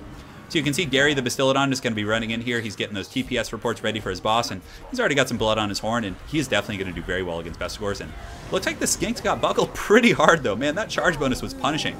So the Saurus Warriors are going to pull in there. The poor little Skinks paid the iron price. But over here, the Saurus Warriors should be able to win this fight very easily against these kind of low-tier troops. And it looks like look at all these spears and the little Skink Javelins coming in. Dav needs to get some of these forces over the main battle, though, for sure. But the Pterodon Riders up in the air are going to be shooting at the Minotaurs, doing some pretty good work, hopefully. Yeah, it looks like they're shooting in, but the Minotaurs are still very healthy, and it kind of forces that Saurus Old Blood back. And it looks like Dav does also pop the Swiftness now, or the Amulet of Itzel, which is going to give him a 66% ward save. Definitely some good stuff here. On the far side, the Chameleon Skinks are kind of being jumped on by some of these spears, so Dav definitely wants to pull these guys back ASAP, not let them kind of have to trade atritiously with like a fodder unit. That's definitely not good at all. But it looks like Dav is able to fend off those Poison Hounds, and PharaohOWar in the meantime gets a really, really nice kind of a debuff right here. Yeah, so he gets devolve, and then DahvPlays responded in kind with the Flock of Doom, so just a back and forth game so far. Very, very even. Over here you can see it looks like there's going to be some sort of a breath attack going down, a little bit of a Bray Scream, but that probably wasn't worth it. I mean, it did maybe like 8% HP damage on a single group of Skink Javelins. So this is nice. The entire flank for the Beastmen over here, in regards to Dahv's play, was able to kind of collapse the Beastmen here. And now there's going to be a big pocket here. But these Minotaurs with great weapons are just beating down Gary. Gary, no, Gary, no. So Gary's getting taken out by these Minotaurs with great weapons. He might be able to get away. I would definitely try and run, but in the meantime, these Chaos Spawn and Minotaurs are really just getting gutted. I mean, a very nice flock of doom going down from DahvPlays, but this little Pterodon firing squad is actually really good. I like that quite a bit. Like, I normally don't bring that, but I think it's I think Dahv is onto something here for sure. Yeah, it's some wild times. But you can see the Minotaurs are going to be chasing down this big angry dinosaur. There are some chameleon skinks kind of lurking nearby, I think. Looks like they have gotten onto the high ground. Have the high ground, Anakin. And they're going to be shooting at the Minotaurs here. So very, very good, like, focused missile fire. But he needs to just keep running. Do not let this Saurus Old Blood get surrounded. This is a heavy goon squad. I mean, 9 Minotaurs there, 11. All who are hitting for, 88 weapon strength, plus an anti-large bonus. I mean, there's a lot of spooky, scary action. So it looks like Dahv is going to be pulling back and around. He definitely wants to run towards his supporting units and not get isolated here. Oh no, those poison hounds could spell a lot of trouble for DahvPlays. So very, very well played by Pharaoh, keeping persistent despite the fact that, some of his infantry are really buckling. And he needs to get this Saurus Old Blood away. The skinks are obviously going to provide some pretty good overwatch. And it looks like Gary on the high ground is probably going to come back, and he's going to have the Revivification Crystal, which can help heal this guy up. And it looks like the firing squad is slowly whittling down those Minotaurs. I mean, they're down to 9 models. Their HP is very low. This other group is down to 7, so it's looking a little bit tough for the Beastmen. Granted, they have done very well in the center pocket. You can see the Saurus Warriors here are still fighting, but there's some Vestigores, there's Chaos Spawn. But also, as those Chaos Spawns start to disappear, the Beastmen are going to become, like, exponentially weaker. The Pterodons also can be used as a charging tool. They do have a charge bonus of 16, weapon strength, and melee of 65. So when they charge in there, they can actually do some pretty heavy lifting. So, oh no, hopefully Steam hasn't crashed again. Nope, looks like it's just a little bit of a potato action from our players here. Yes, we're going. All right, so you guys can get a nice cinematic shot. The final showdown. Looks like, what's his name? The Saurus Old Blood is going to be fighting Morkar, and Morkar could poison him, which could allow the Minotaurs and other troops to catch up. But honestly, I don't think the Minotaurs are long for this Earth. I mean, they're so incredibly tattered. I mean, they're taking missile fire, just all kinds of just withering fire from those those skinks and the Pterodons, and also the skink chief up in the air who. They need to change the ammunition. I mean, he has 100 rounds. He should only have like 50 or like 40. I mean, that's so much. So the Saurus Old Blood right here, it looks like there's an Amber Spear going down. It does indeed miss. Yeah, but this is risky. I mean, the Saurus Old Blood's going to get a cold blood charge, but that's also going to mean his melee defense is going to be very poor. And on top of the poison, he needs to run. I mean, this could cost Dahv the game. He needs to run, and it looks like he is going to be running right here. He needs to just kind of kite out, use his firing squad up in the air to kind of shoot. And it looks like there are some poison hounds, so hopefully, for the sake of Dahv, those guys do rout off. But very well played by Pharaoh, using these guys to kind of surround right here. He gets that really nice wrap. They don't have enough mass to really stop them. And you can see one of those teabags from the Saurus Old Blood are going to be able to fend off this Chaos Warhound right here. And it looks like they actually do tatter. So as far as the overarching sense of the battle goes, it looks like PharaohOWar has really kind of secured the center pocket. He has won an infantry fight. The Vestigores and, the Centaurs and the Braysham and the Morkar really were able to win that infantry fight versus all the Saurus Warriors. But the Minotaurs and other large units have been picked off, and you can see that Dahv still does. The Pterodons are out of ammunition, so what he probably wants to do with those right now is just kind of, cycle charge Vestigores who are coming back, go after some of these low-tier troops with cycle charging and just get really aggressive. I mean, he could even engage on Morkar over here. Because the Beastmen don't really have any mobility left. I mean, they have some Centaurs over here. You can see the little skinks are just throwing their javelins. Oh, look at these heroes of the Lizardmen. Just getting in there and peppering those guys down. Very, very good stuff from these skinks. Those guys are performers, I'm telling you. They do some heavy, heavy work. So, up in the high ground here, you can see the Pterodon Riders and some of these, the skink priests are just lurking and providing some pretty good overwatch. Looks like the one group has engaged in melee right here, so this is how you know you've gotten pretty desperate, but they still do have 65 weapon strength, and they should be able to clean up some of these, like, beat-up Vestigores who are actually shaken. So up here, this is going to be the real kind of a, epicenter of the battle. You can see that there is a single Minotaur, so I thought that was adorable, but he's actually shattered. And Morkar is probably going to lose to the Saurus Old Blood, especially if Gary comes back. So as soon as DahvPlays notices that Gary has returned and he charges into Morkar and starts using the Revivification Crystal here, and it looks like he does, it's going to spell a lot of trouble for Morkar. This is definitely the closest game in the series. Balance of power is very, very even. These are two of the very evenly matched factions, I would say. They're both very good, very high tier. So no shenanigans this time. So down here in the low ground, these Pterodons, it's funny, I guess it's always going to be the low ground when you're sitting up in an aerial view, but it looks like the Pterodon Riders are actually able to rout all of these Beastmen forces, so that is really surprising. I actually thought that those Vestigores would hold a little bit longer, but they're broken right now. So the balance of power is just shifting just a little bit now. You can see Gary's putting up a pretty good fight right here, but Gary is surrounded. And it looks like Dahv, instead of going after Morkar, is going to be kind of trying to pick off these spears that are reinforcing, which is a little bit risky because they're confident. You still have 90 models. And let's see, yeah, there's some throwing axes coming back as well. And these 12 throwing axes still have really good armor piercing, so Gary's in a bit of a bad situation. He probably wants you to just kite with Gary, so just run Gary over here, run the Saurus Old Blood and just do some cycle charging. Go kill the Shaman. Like, grab your Source Old Blood, run up and around, outmaneuver these Beastmen, and kill this caster. That would be very, very big for DahvPlays. Because it looks like some of the Bestigors on the low ground are actually able to rally against some of these Pterodon Riders. And there's another Devolve, which is going to kind of hit their leadership and do some decent damage as well. Although I don't think Devolve does good damage against like models that come in this low of a count. So it looks like the Skink Priest is going to be going after this Bray Shaman, which is a very good choice from DahvPlays, but you can see that I think Pharaoh is aware of it and is trying to run away. But Pharaoh definitely is focusing very heavily on this Old Blood, and I think that's a pretty good choice. I mean, he has the Poison Hounds, he has some Spears here, so Dav needs to just run. I mean, his leadership right now is 30. It's pretty low. I mean, he needs to be careful about running this close to the side of the battlefield, but it looks like he does get a Terror Route on those Chaos Warhounds. So he needs to pull like up and around, run to his reinforcements, maybe even do a charge with these Pterodon Riders right into the back of these Bestigors, because at that point it would really give you a screen to get away with the Source Old Blood. But looks like he does get another Cold Blood charge. He's rapidly approaching his healing cap here, but I really think that the Beastmen are pretty much done for. The Skink Chief here is just going to poke down this guy, and I mean, he has all these Pterodons, and once the Source Old Blood gets in there and starts beating on Morker, yeah, now would be a good time to engage Morker, the Source Old Blood, because he has support. He's not going to get surrounded by Spear, so pull that guy back, re-engage right now. I'm not sure where he's going with it. Maybe he's going after the caster, I'm not sure, but it looks like, yeah, the caster got sniped by that Skink Chief. So man, that is incredibly strong. But the bounce power is very, very heavily in the favor of the Lizardmen right now, if I'm not mistaken. I could be wrong, but Morker is pretty low, and I mean, this big angry dinosaur is going to be coming in and just going full-on Jurassic Park right now. He's just going to unleash the fury. No, Gary, run, Gary, run! So right now you can see that the Source Old Blood's going to be coming back in. I think Gary's still alive, so for those of you guys that only watched the stream to see Gary perform, he's okay, don't worry. He's gotten away. He's going back to his cave to kind of, chill out a little bit, and this is a tough fight for sure. This is so someone in chat says this is tough, but we already know Dav paid. Well, yes, of course. Dav is, he's a true hero here, coming back from an 0-2 start. So guys, it looks like, from the tentative looks of things, it looks like we're going to be getting a rubber match.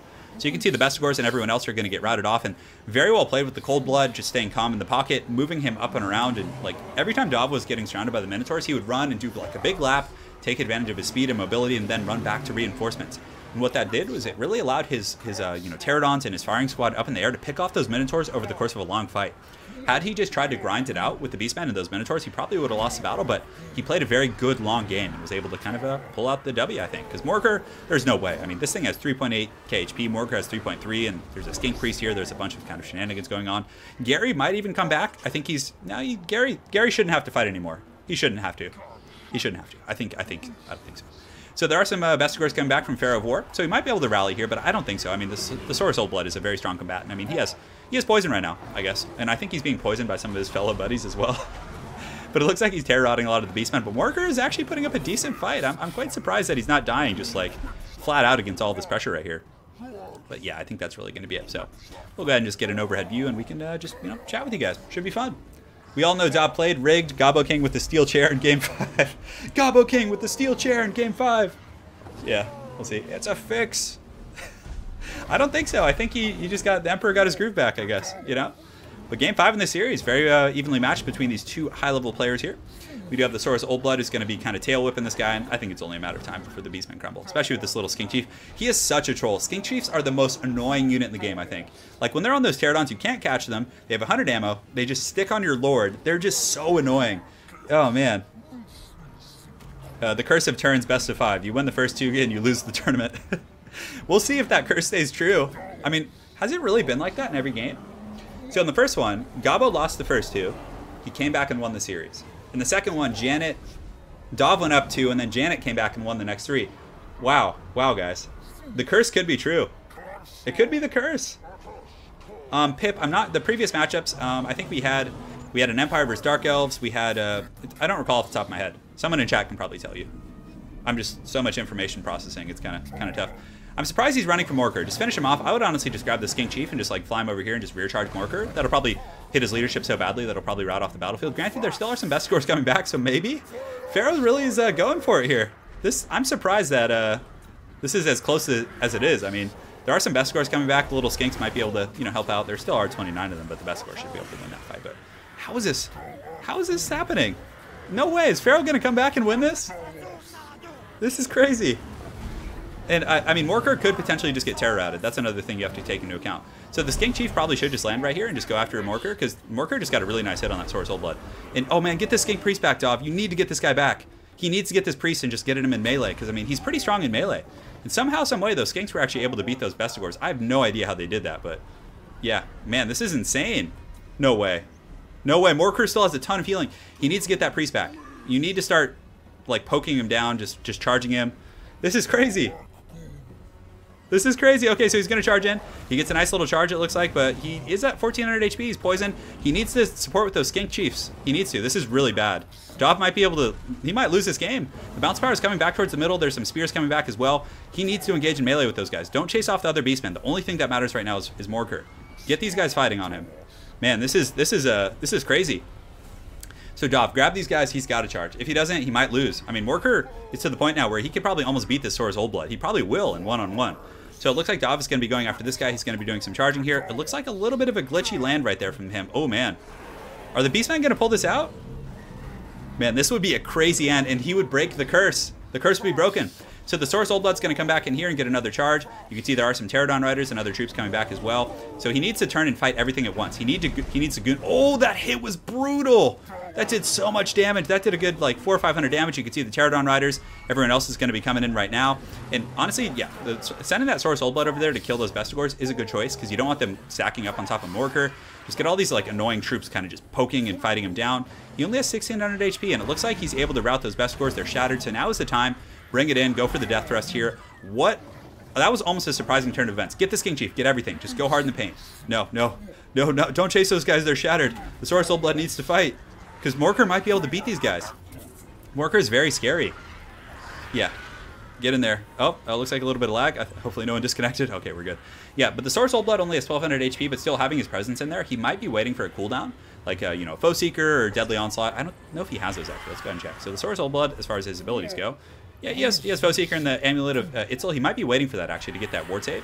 But Morkur probably will get killed by all these like peppering skinks. I mean, there's a priest here, there's a chief. I think the chief is here. Is he? Yeah, let's see. So it looks like he's coming back. I mean, one big charge from the dinosaur will send the game to army losses, and at that point I think it'll be over. But man, that was a really close one. I was totally like thought the game was over, but Morkur is just putting up a masterful fight here. Imagine if this was the old Morkur and there's another group of Chaos Spawn in his back pocket. Oh my goodness, that would be brutal. Pip, I just said the same thing and then looked at chat, and you said it right as I said it. Imagine if this was the old Morkur. But yeah, get him in there. I think Dav goes for it. I think you charge in that Saurus. This is risky. I mean, Morkur might be able to beat down these guys because his regeneration is so good. Oh, and they're fast forwarding right now. Look at this. This is so great. Morkur is just getting dragged down by all these like Pterodons, but you need to fight with that Saurus, dude. You need to get it in there, I think, because Morkur's gonna slowly just beat these guys down. I think. I don't know. He's rapidly approaching his healing cap. We'll see. Oh man, this is such a ridiculous game. I can't believe it's this close. Looks like Morkur dies to army losses there. Man, that was crazy. Oh my goodness, what a game. I really for a second thought that Morkur might be able to win. That was crazy. So let's go talk to our competitors, guys. Very well played to both players. Sure. All right, guys. What a crazy game. Very well played to both you guys. So man, that last battle was really had me stressing there, Duff. It was close. It was closer than I was comfortable with. Yeah, like in commentary, I was like, "All right, guys, the game's over. So let's just sit back and talk with chat." And then I look back and like Morkur is just beating down that Source Old Blood. It was crazy. Yeah, he's a tanky dude. Yeah. So what would you say were your other keys to success, Duff? Definitely all the poison javelins from the Pterodon Riders, the skinks with their blowpipes, the skink cohorts as well did a great job with their poison darts. So yeah, skinks for the win. Yeah, those Aquatics OP. Those were, and Chad is demanding I ask you about the scandals are afoot. The Dav paid round 2 is coming back. Oh man, so Pharaoh, man, how'd that game go for you?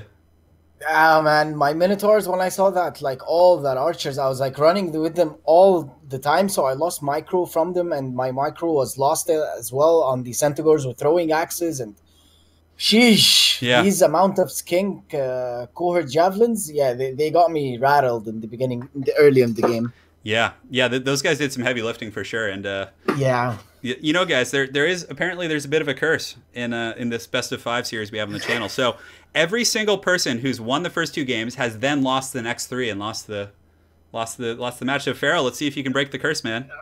I hope so. I hope so. You guys bring your A game. This is the rubber match, the best of 5. I never throw games. What the fuck? I never throw games. Yeah. What the fuck is wrong with these people, man? No Come worries, on. man. It's part of the I'm conspiracy. representing a clan here. Yeah. I cannot throw games. The tinfoil hats. clan leader will actually kill me. The tinfoil hats are I swear to on. God. It's gonna be great. All right. So bring your A game, guys. We're going to game 5. All right, See cool. you there. Cool, man. Let's do it. See ya. See you guys. All right, guys. So you've heard from our competitors about DahvGate. I like DahvGate. GaryGate. Yeah, GaryGate's pretty good too, actually. He's throwing the game. Oh, Pharaoh, don't play Bretonia, please. Oh no, that's such a bold move. So they're fighting on the crossroads. So Pharaoh is taking a huge risk here, playing the weakest faction in the game, in my opinion. Oh my gosh. That's so funny. Yeah. I love it. Well, this is it, guys. Pharaoh is a national treasure. And guys, please, if you're enjoying the channel, enjoying the stream, make sure to go over and check out PharaohOWar and DahvPlays if you haven't seen their channels. They're awesome guys. They're just awesome dudes. They do a ton of tournament casts and all kinds of shenanigans, so I would definitely recommend it. Yes, I have to update the score. That's right. Thank you. Thank you for reminding me there. Okay, so a 2-2 rubber match. So every single best of 5 series we've had has gone to a game 5. Man, I cannot believe that he's playing Bretonia. And yes, I'm in Los Angeles to answer your question.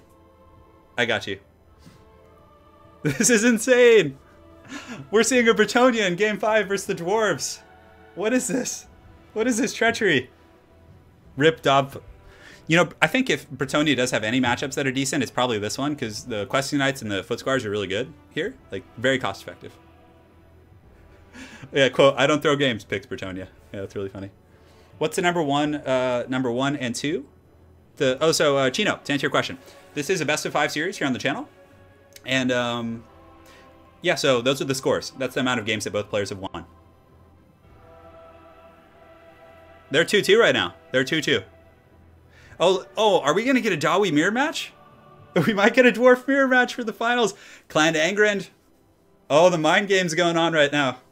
And guys, don't worry too much about counterpicking and everything, because these two are in Discord together. They're buddies. They're chatting and kind of just working out the matchups they want to play. So it's very civil. It's not like degenerate, like switching to, you know, to get the goodies. Oh no, Pharaoh, man, what are you doing? This is for all the marbles.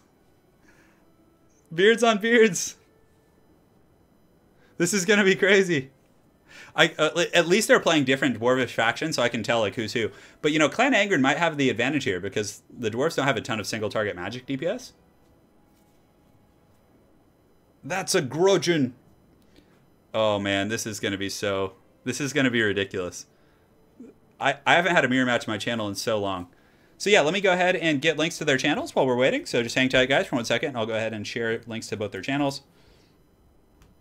And Dav paid. And Dav paid, and then I actually just searched Dav paid. Oh my god, you guys are like ingraining that in my head. And then we got let's see who else we got here. Gotta get the other channel for PharaohOWar. I can't believe we're getting a dwarf versus dwarf match in the rubber match of all places. All right, guys. So here is a link to Pharaoh's channel. Go check him out, please. He's an awesome dude. And Dav. We get DahvPlays channel for you guys. There's links to both of their channels. There's going to be a lot of grudging. There's going to be a lot of grudges going on in this game. Yeah, I'm just wearing a t-shirt. Yeah. Is it like disappearing? Did it not work? Did the link not work? Should work. Yes. Okay, we're good. This is Beardgate. I think Beardgate might be one of the best ones. And the guys, you don't have to worry about aquatics on this map. A very interesting pick from Pharaoh. You can see that he's actually picking a bunch of Rangers. So Rangers are fairly lightly armored. So if they trade with Quarrelers, I think it might be a rough trade for them. So we'll see what Dav picks. But again, intuitively speaking, you're probably going to bring Thunderers, right? Because you're like, dwarves are armored. But remember, this is a perfectly flat map. We're on the MP Crossroads. It is literally as flat as it gets. So Thunderers are going to have a little bit of a line of sight issue for sure. Yeah. Pharaoh going to be coming with the Ranger Vanguard mind games? He might be. Hey, Daniel, thanks for linking that, dude. Really appreciate it, man. Thank you, Daniel. Yeah. Look, are we getting a Gyro Bomber, too? Oh, my goodness. The shenanigans are just... all over the place. Man, I can't even... No predictions, guys. I got nothing. Well, I don't think either of these gentlemen have a beard in real life. I mean, I've seen Pharaoh on stream, because he does use a face cam sometimes, but I don't know what DahvPlays looks like, so... I don't know. Let's see here. Let us see here. You should wear... I actually was wearing like a shirt with a greenish hue before the stream started, and you know, I was like disappearing in the webcam. Rangers do have shields, but they have less armor. So if they're trading with Quarlers have 80 armor, I think, 80 or 90 compared to the like 30 or 20, 30, 40 of Rangers. So that would make a huge difference in terms of trading non-armor piercing missiles. Yes. But it looks like, so for Pharaoh, he might do a Vanguard. I doubt it. It's a little bit risky. He does have 4 miners, which are cheap, cost-effective, you know, armor-piercing options. Dwarf Warriors, Longbeards. He does also have the Grumbling Guard, which are pretty much a staple, especially in this matchup. I mean, having that elite AP plus the Vigor, because Vigor is going to be huge here, because you know it's going to be a long, grindy matchup. This is going to be long, dirty, and, like, slow. And, yeah, having that Vigor ore to keep them fresh for longer is going to be really important in the long battle. Yes, I'm using spectator mode, so I can't look at both armies, unfortunately. And PharaohOWar brought the Skyhammer, so if anything, win or lose, go check out. He does a lot of that kind of stuff, so yeah, make sure.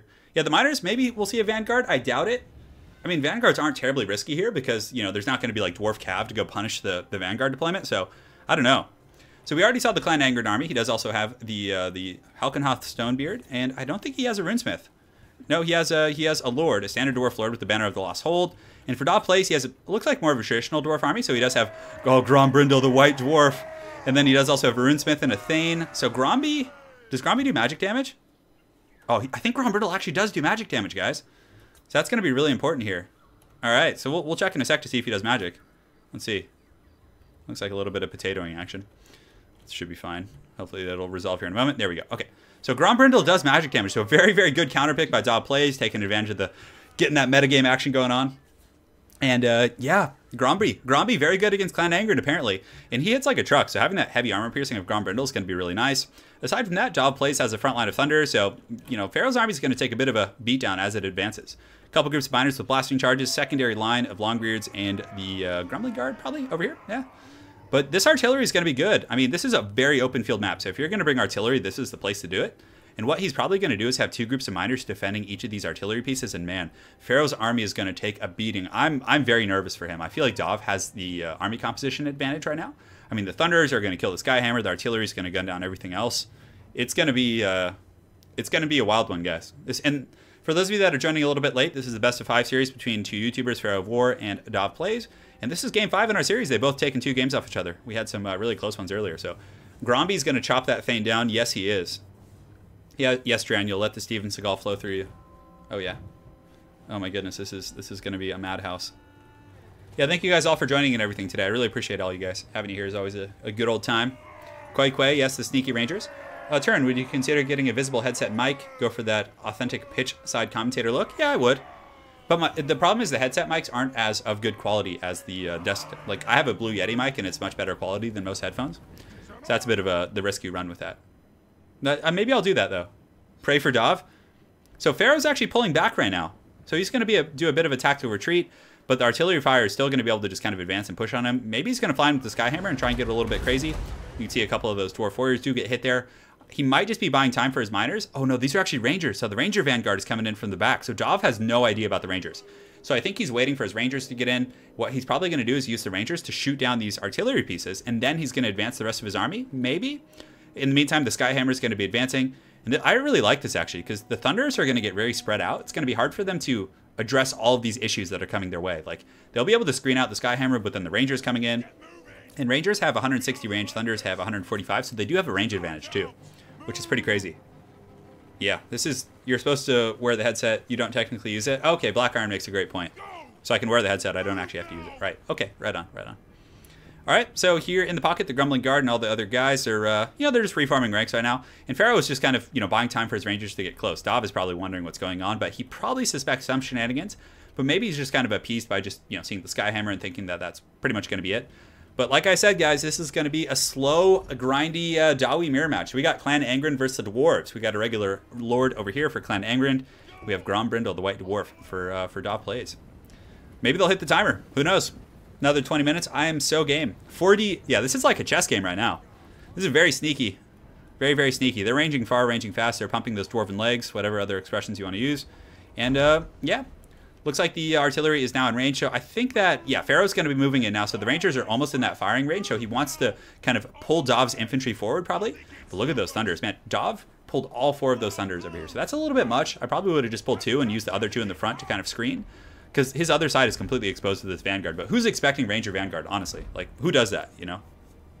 So it's really hard to say. It's really, really tough to say. Rangers will deal with those throwers pretty quickly. So as long as they don't, like, and they haven't gotten really much value. So if Pharaoh's able to kill those artillery pieces, like, within the next, like, you know, minute or two, like, that's going to be huge value. Because all they've really killed is, like, 7 Dwarf Warriors. They haven't done any damage elsewhere. I mean, yeah, they got a nice hit on those little Dwarf Warriors, but those guys are cheap.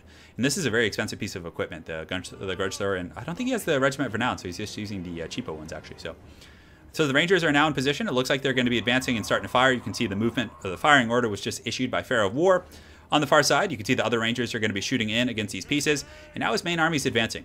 So Dahv is probably going to get these dwarves and line them up here and just get a really good concave of fire on these dwarf warriors. And it's going to be really bad for those guys. But looks like he's going to be repositioning them. But this is a big issue for Dahv because he's not really settled right now. Thunders need to be settled to be efficient. And the way that they're kind of like, you know, having to chase and, you know, a little bit out of range right now is rough. And you can see Pharaoh getting some really good kiting with the Skyhammer.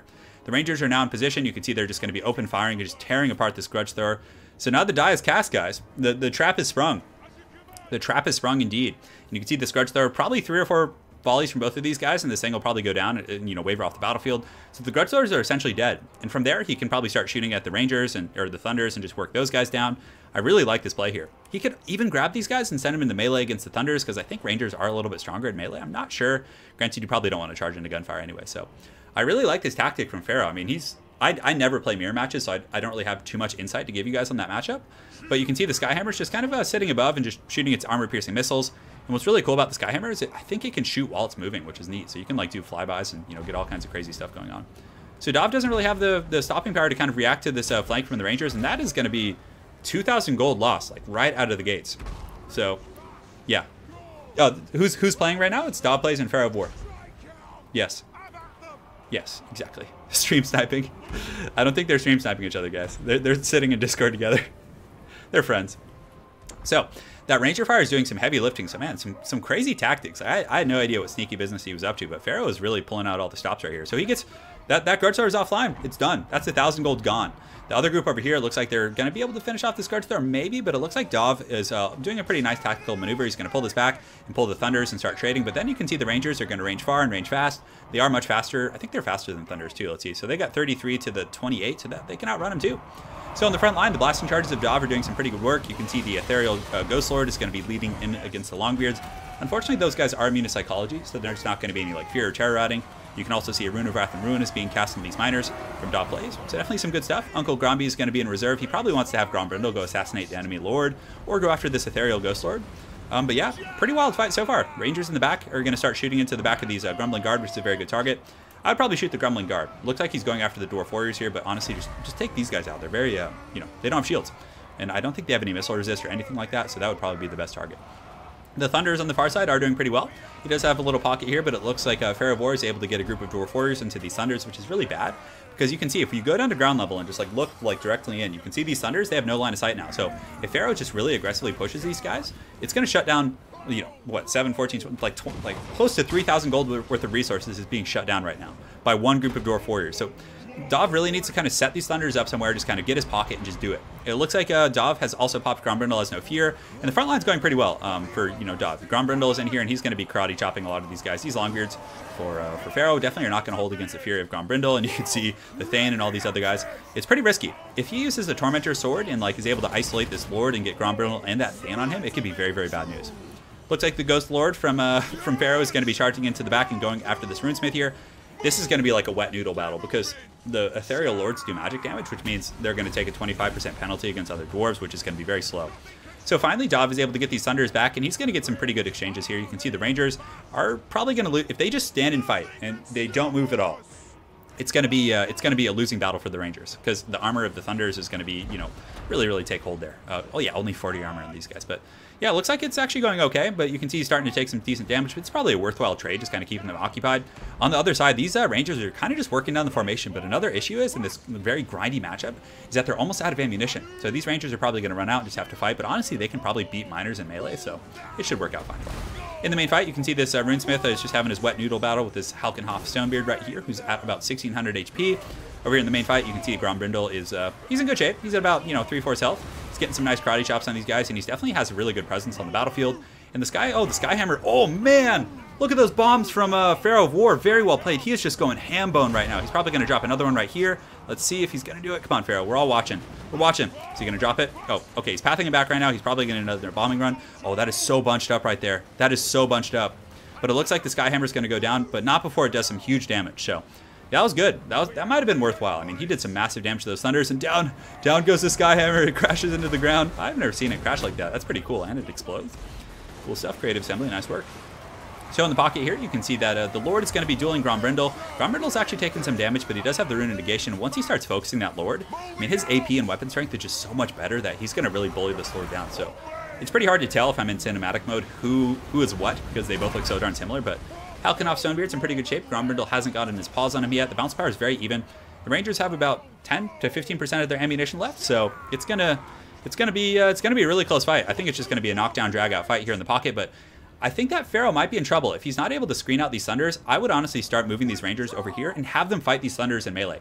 That's like, you know, 2 full groups, 60 models here, 60 models here, get them in melee, have them just go fisticuffs with these Thunders, and honestly, they might even win with how beat up these Thunders are. And because I think the main fight is winnable for Pharaoh, maybe with this like Ethereal Lord and some of these like, you know, the Greatbeards, the Longbeards he has left, but that Thunder line is going to be a really big game-changing factor if they're able to get back online. So these other group of Rangers are going to be shooting over here at this artillery crew. Very well played by Pharaoh, having that presence of mind to make sure that they don't come back. So he's going to start kind of teeing off on those guys. The other Rangers are also doing a bit of crossfire on these Thunders, so a very, very grindy match. Very well played to both players, for sure. But it looks like the bounce power is starting to shift for the first time in the battle. I don't remember who was on the left side and the right side of the selection screen, so I can't tell you, you know, who is ahead right now. It's too hard to tell. So the Thane and Grombrindle, I think Gromby's in here as well. He already popped Grombrindle, has no fear. It looks like Grombrindle is going to be fighting against some of these Dwarf Warriors right here, which is okay. But Grombrindle is one of those lords that should be battling other heroic units. You want to get him on Halkenhoff, or, you know, have him going after some of these units, because even a standard group of Dwarf Warriors isn't going to rout and like break off Grombrindle. They're going to fight till they have like 10 models left, which is bad. So all of a sudden the Rangers are coming out from Vanguard here. They're going to be swarming on all of these guys, and man, who would have thought Rangers would be good in the Dwarf matchup, like in a mirror versus armor? Like, he really made that work, like taking out those artillery pieces. And I think part of that was largely due to the fact that they were playing on such an open field map. Like, there's so much just kind of space. So that really invites a player to bring artillery, right? So then what you do is you bring these Rangers and Vanguard. Dwarves have no cav or mobility to really punish that. So from there, it's like, it's a very solid pick. But Dav does, you know, has been doing really well with his Thunders. You know, he was dealing with multiple pronged attacks from all sorts of angles, and he was able to reposition his forces and just do excellent work. So the Rangers right here are getting shot down. You can see there's only 32 models right here. This other group of Rangers, they probably should honestly just charge into melee and try and tie those guys up. They'll last a lot longer, because now this withering kind of thunder fire from DahvPlays is just going to be brutal. You can see this Dwarf Lord right here. Halkenhoff is taking some fire. The rest of these forces are in a little bit of trouble. Grombrindle is also low though, so this battle looks like the bounce power is very heavily in the favor, I think, of DahvPlays, because the Rangers and everyone else are pretty much, you know, getting taken out here. And guys, I think that's it. I think DahvPlays is going to take this series. He's going to take it. So the curse still stands. So DahvPlays was down 0-2 in the series, and then he came back and won the next 3 games. It is the curse of the turn stream, so we'll see. Man, that is crazy that we've had that for all 3 casts in a row. You can see these Rangers are going to be doing a last stand charge. They do have their shields, but man, they're just getting cut to pieces. So, you know, Pharaoh had a really cool tactic. He was almost able to execute it. I think these Thunders, like, having them be able to sit here and just fire, like, free flow in this very open field environment was a little bit tough. I think there was a few times in the battle in which Pharaoh could have grabbed his Rangers or some of his other infantry and shut down the Thunders, or at least chase them and just pressure them, because letting them sit here has just really been kind of a backbreaking. You can see that Grombrindle is relatively low. The Halkenhoff Stonebeard and the Dwarf Lord here are still putting up a pretty good fight. They might be able to finish off this Runesmith with a couple good attacks, but, you know, Grombrindle, even when he's this low, still has a ton of AP, so he should be able to sweep in here now that his infantry are here and clean up the rest of these Lords. And it looks like, yeah, the Thunders are going to turn and start shooting this Dwarf Lord, and I think that's going to be it. What a turn of events. Yes. I knew the Dwarves would win. I knew they would win. Yeah. Streamgate, Beardgate. This is Beardgate. Dav paid. Dav might have paid. I don't know. This is Beardgate for sure. But I mean, again, like they're both. Yeah, I don't know. It's a crazy matchup. They're very evenly matched. I don't know what would have happened had they both played like competitive, like normal armies. But I mean, they're still both trying to win in a dwarf versus dwarf mirror. But I think it was a little bit risky bringing this Ghost Lord. But he does cause terror, so maybe. I don't know. The bounce power is kind of creeping back a little bit, so maybe they can stabilize here. The Rangers will put up a decent fight in melee, but yeah, I feel like the Lord, the Runesmith's very low. Let's see how Gromby's doing. So if this Lord is able to, you know, if they can double team Grombrindle, they might be able to pull out a victory. I don't know. So he needs to switch both of these guys and go after Grombrindle. Oh, that's so bad. That Thane is going to get dumpstered by Grombrindle. The Ethereal Thane, you can see he's just getting, yeah, that one hit sent him to army losses. So that's going to be it. Believe in the curse. Believe in the curse. Wow. What a series. DahvPlays. Dav pays. Taking the series. So let's go talk to our competitors, guys. That was a very well played. So, yeah. I mean, the tactic from Pharaoh was very cool, but I think, like, his leadership, and he wasn't able to shut down those Thunders. I think that the Skyhammer also, losing it in that manner was really rough. I think if he could have sent those Rangers while they were healthy, and because the Thunders were shooting in the middle, I think if he had sent the Rangers in to fight and then used the Skyhammer to support and bomb them, that could have been a bit of a different story for sure. So, hey, thank you for sponsoring, man. Thank you so much. We'll just call you Fish. I don't want to get demonetized too hard. Thank you so much for sponsoring, man. I really appreciate it. That means a lot. All right, so let's go ahead and talk to our competitors. Man, what a game. Well played to both of you guys. Those were some wild Dawi tactics from you, Pharaoh. Yeah, the curse stands, though. The curse is still standing. You cannot do anything. Yeah, you cannot do anything about it. I really liked your Ranger play. That was a really cool tactic. Like, the whole time I was kind of like in the army selection screen, I was watching, I was like, how is these Rangers going to be useful? But you made them work so well. You shut down 2,000 gold worth of artillery, essentially. I really like that tactic from you. That was very good, thanks, man. Thanks. Yeah. I thought about it. Oh, no. He's cutting out. Offensive, I was like, okay, then just let's stick to the double Ranger thing. Yeah. It was good, man. Very well played. But Dav, man, what were your keys to success there? Looked a little bit stressful. It was a little stressful, you know. Definitely was not going well at first, but Grombrindle has no fear, and you know, he also has 500 armor piercing. Well, not 500 armor piercing, but 500 total weapon strength, heavy AP. Just a super MVP in this matchup, as well as those Thunderers. They really cleaned up in that late game scenario. Got a few really good burst fire volleys and took down that Skyhammer really fast. So, definitely MVPs. Yeah, that moment was very tense. Pharaoh had some really nice bombs under your Thunders there. It like took a bunch of them down to like half health. But when he was able to turn and return fire with those Thunders, that was pretty rough for sure. Yeah, it was I had realized, I was like, oh man, my guys are taking huge damage. And then I saw the Skyhammer there and I was like, oh, well, he's right there. Why don't we just gun him down? Yeah, absolutely, man. Absolutely. It was quite a bit of fun. So guys, thank you so much for both playing today and partaking in the series. And whenever you guys want to rematch, just, you know, call each other out and let me know, and we can always get on here and play. Cool. Thanks for having us. Of course. And Pharaoh, is there any final words you would like to say to the audience before we call it a day? Yeah, I never play Dawi, so me playing Dawi is just for you guys. Like, I'm a big hater for Dawi. So me getting on myself and playing Dawi, yeah, that was a big thing. You can ask Derb there. Like, he'll tell you, I suck at Dawi. Well, you were a hero of the people, man. Anything you'd like to tell them about your channel? What you do? Yeah, I do quick battles. I stream a lot of tournaments, so whenever there's a tournament, you'll be finding me streaming, just casting it, maybe playing it soon. But I was waiting for the Foundation update, but since that is not coming, so I'll stick to casting for now. Yeah. Other than that, I hope you guys will get to join me there. Yeah, make sure to check them out, guys. And Dav, any closing words from you? Woo big. Yeah, a little bit of a pig call. I like it. Gotta get that woo big. Yeah, that's pretty much all I have to say. Yeah, feel free to come by, check my channel out. I do multiplayer content, a bit of testing and mechanics stuff. So if you like that thing, check me out. Right on, well, guys. Hold on just 1 second. I did not throw it. Dawi versus Dawi is the best thing. Better than Wood Elf versus Dawi in Crossroads, and better than fucking Britonia versus Dawi. So just cool it, man, all right? Yeah, don't worry. It's part of the culture of these series, so just conspiracy theory it up. So no stress, man. I'm joking about it. No stress. Oh, man, so many conspiracies afoot. But, guys, thanks again for joining. Make sure to everyone to go check out Pharaoh and Dav, and we'll see you guys next time, yeah? See you later. Cool. All right. See you guys later. Take care, guys. All right. All right, guys. So hopefully you enjoyed that best of 5 series between DahvPlays and PharaohOWar. Please make sure to go check out their channels. They're awesome guys. They put in a ton of work into their channels, uploading multiple videos per day, casting tournaments, and yeah, I mean, you guys probably enjoy their stuff. And I know Pharaoh casts a lot of tournaments. He like the big Salon Slam and those kind of things. He really puts a lot of effort into casting those games. So I would definitely recommend checking those out. So yeah, guys, thanks again for joining, and we'll be probably doing this again, maybe tomorrow. Maybe we'll grab some more people tomorrow, but we're going to be doing one this weekend for sure, which is going to be Shadow Online Gaming. He also does a lot of multiplayer content, tournaments, that kind of stuff. Great YouTuber, and he's going to be facing off against Black Iron Battles. So it's going to be quite a bit of fun. So guys, thanks for joining. We'll see you guys maybe tomorrow, maybe Thursday. I'll be doing one of my own streams on Friday. So on Friday, I'll be actually playing and, you know, doing battles. Maybe I'll stream tomorrow. I don't know. We'll see. There will be a stream tomorrow though, guys. And it'll be probably between like 1 and 1 o'clock. Make sure to follow me over on Twitter. That's where I announce most of my streams and everything. So, and guys, someone just alerted me that the Gobbo King is streaming. So if you guys want more Total War, go check him out. He's streaming quick battles on ladder. So if you guys haven't had your taste of Warhammer satiated, go check him out and enjoy yourselves. So guys, thanks again. We'll see you guys next time, and have an excellent night.